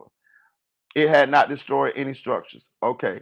A new brush fire began late Wednesday in, I don't know what the fuck that say, growing to 40 acres near the densely populated Sherman Oaks neighborhood and UCLA, but its progress was stopped. Los Angeles Fire Department issued an evacuation warning for residents in the area at 11:46 p.m. to 46 a.m. All right, so that ain't really what I want to talk about. What I really want to talk about is, let me get this shit off of here. What I really want to talk about is how the fuck these people that have no water in the fucking fire hydrants, dog. Listen, I told y'all I don't like to go down these conspiracy theory holes, but I'm going down this one here because it got legs. This seems planned, y'all. I'm hearing rumors, and it's all rumors at this point that they saying that some people are setting these fires. I usually don't like to go down these conspiracy theory holes, but I this shit got legs, dog. Listen, multiple insurance companies stopped covering people in these areas 6 months ago. Now, were these insurance companies anticipating the upcoming season? You know, because California has these fires every year, so maybe they felt like in the next couple months these fires finna break out, so we finna go ahead on it. We finna take up roots and we finna move to another area, or we not finna be covering these people, right? Maybe that's it. I don't know. I just like to play devil's advocate just so we can get all sides of what possibly might be going on here. Or maybe this was on purpose and they knew that these fires was gonna happen and they was given a heads up to move their businesses. Also, and what leads me to believe that it's a conspiracy is the fire hydrants did not have water in them. These people, when the fire department pulled up to put out these fires, when they connected to the fire hydrants, some of them didn't even have water in them. Because if I'm not mistaken, the state had done sold the water to private businesses. So people were sitting there, taxpayers were paying their tax money for this service so that if needed, they would be able to have this service to help them with the fires. And unbeknownst to them, the state had already sold the fucking water out of the fire hydrants. So when the fires did break out, it was no fucking water in some of the fire hydrants to even help stop the fire and save some of these people's lives and their businesses and their homes. Benjamin Crump, y'all know Benjamin Crump. That's the black lawyer that's always, whenever something happened to black people in police brutality or something, he's always right there to sue whatever agency did the injustice that happened to whatever person or minority person in that situation. Well, he done filed a lawsuit against the state of California on behalf of the people who lost their houses and businesses and lives in this fire because they feel that the state is criminally negligent or civilly negligent uh, in what happened here. And I agree because if you ain't got no fire in no water in the goddamn fire hydrants, how the fuck is we supposed to how the fuck is the fire department supposed to save our houses, our businesses, and our lives when these fires break out? That water in that fire hydrant is for just that, for fighting fires. It ain't for you to sell to a private company. It ain't for you to use in irrigation somewhere else. It ain't for you to use on some crops and keep the crops water. It ain't for none of that shit. That shit supposed to stay right there for in case of an emergency. That is a violation. That is, bro, and people lost their lives. Listen, let me tell you something.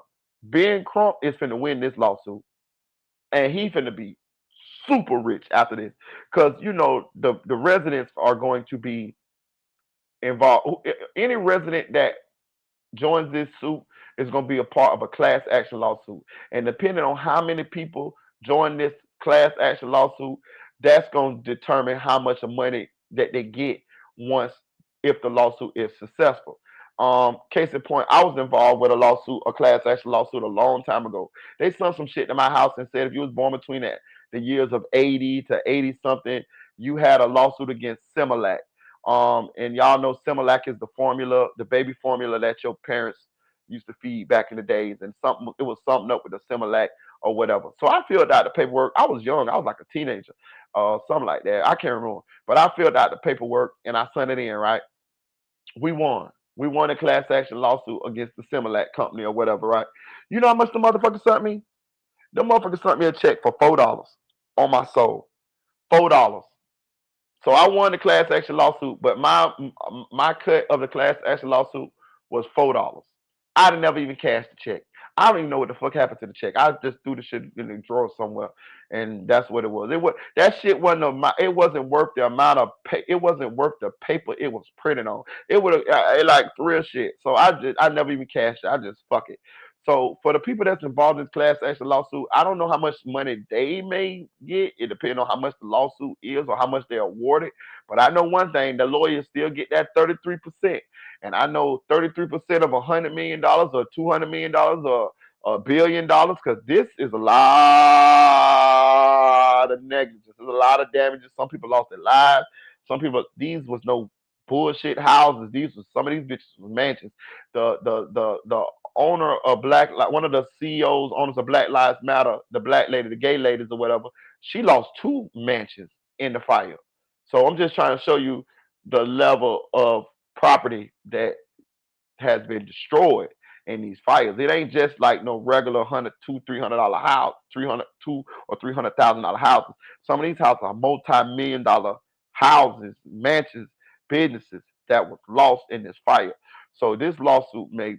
I just want to see the number. This bitch got to be like a couple $1 billion, like real shit. And uh, I actually think, I actually think, me looking at the circumstances, wasn't no water in the fire hydrant. Um, the insurance companies pulled out 6 months before these fires started. I feel like this is on purpose, y'all. I feel like this is on purpose, dog. I feel like they wanted these places to burn, bro. And these fires are still popping up, and they moving far. They moving motherfucking west.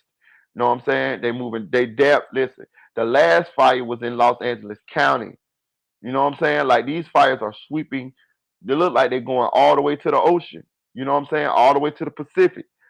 You know, and we all know once these fires come through, it's gonna be a lot of land for sale, a lot of land for sale for cheap. You know, a lot of these people are not gonna want to live in these places anymore because of the fire hazards and stuff like that. A lot of people don't got the money in order to rebuild. A lot of people are going to have to sell their property, their land, in order to have money to rebuild their lives elsewhere. You know what I'm saying? So I do believe that, where there's smoke, there's fire. No pun intended. When it comes to this situation, um, I do believe that this may have been on purpose. I have no facts to back that up. Everything is alleged, but I'm just saying these California wildfires are very, very suspicious. And my condolences goes out to the people that lost their family members or their property, their memories, their homes, their businesses. My condolences to them people, because I can only imagine. What if you're an old person and you built all of this stuff up and now you done lost it all and you don't have enough life left to rebuild? You know, it's devastating. So I'm gonna end this live. We're gonna come back in 30 minutes. It's 2 o'clock where I'm at, so that means 2:30. I'm finna start another live, and I'm finna crank these lives out to you. Please hit the like button. Please hit the like button. Please hit the like button. Please donate to the channel. The Cash App is rolling across the bottom of the screen. I told y'all I do not get paid for these. They still have me demonetized, but I'm trying to work out. I'm trying to figure out a way that I can make my channel comply with YouTube guidelines so we can get back monetized and I can reapply.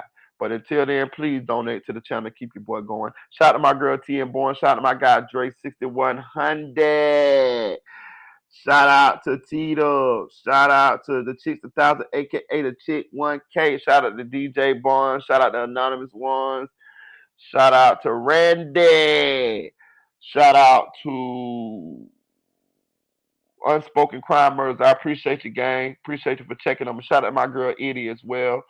Shout out to my boy Purge. Shout out to bloggers Purge. Appreciate you, Purge, for stopping through and fucking with your boy. Shout out to Mr. Clean Anthony. Shout out to Real Supreme. Shout out to Richard.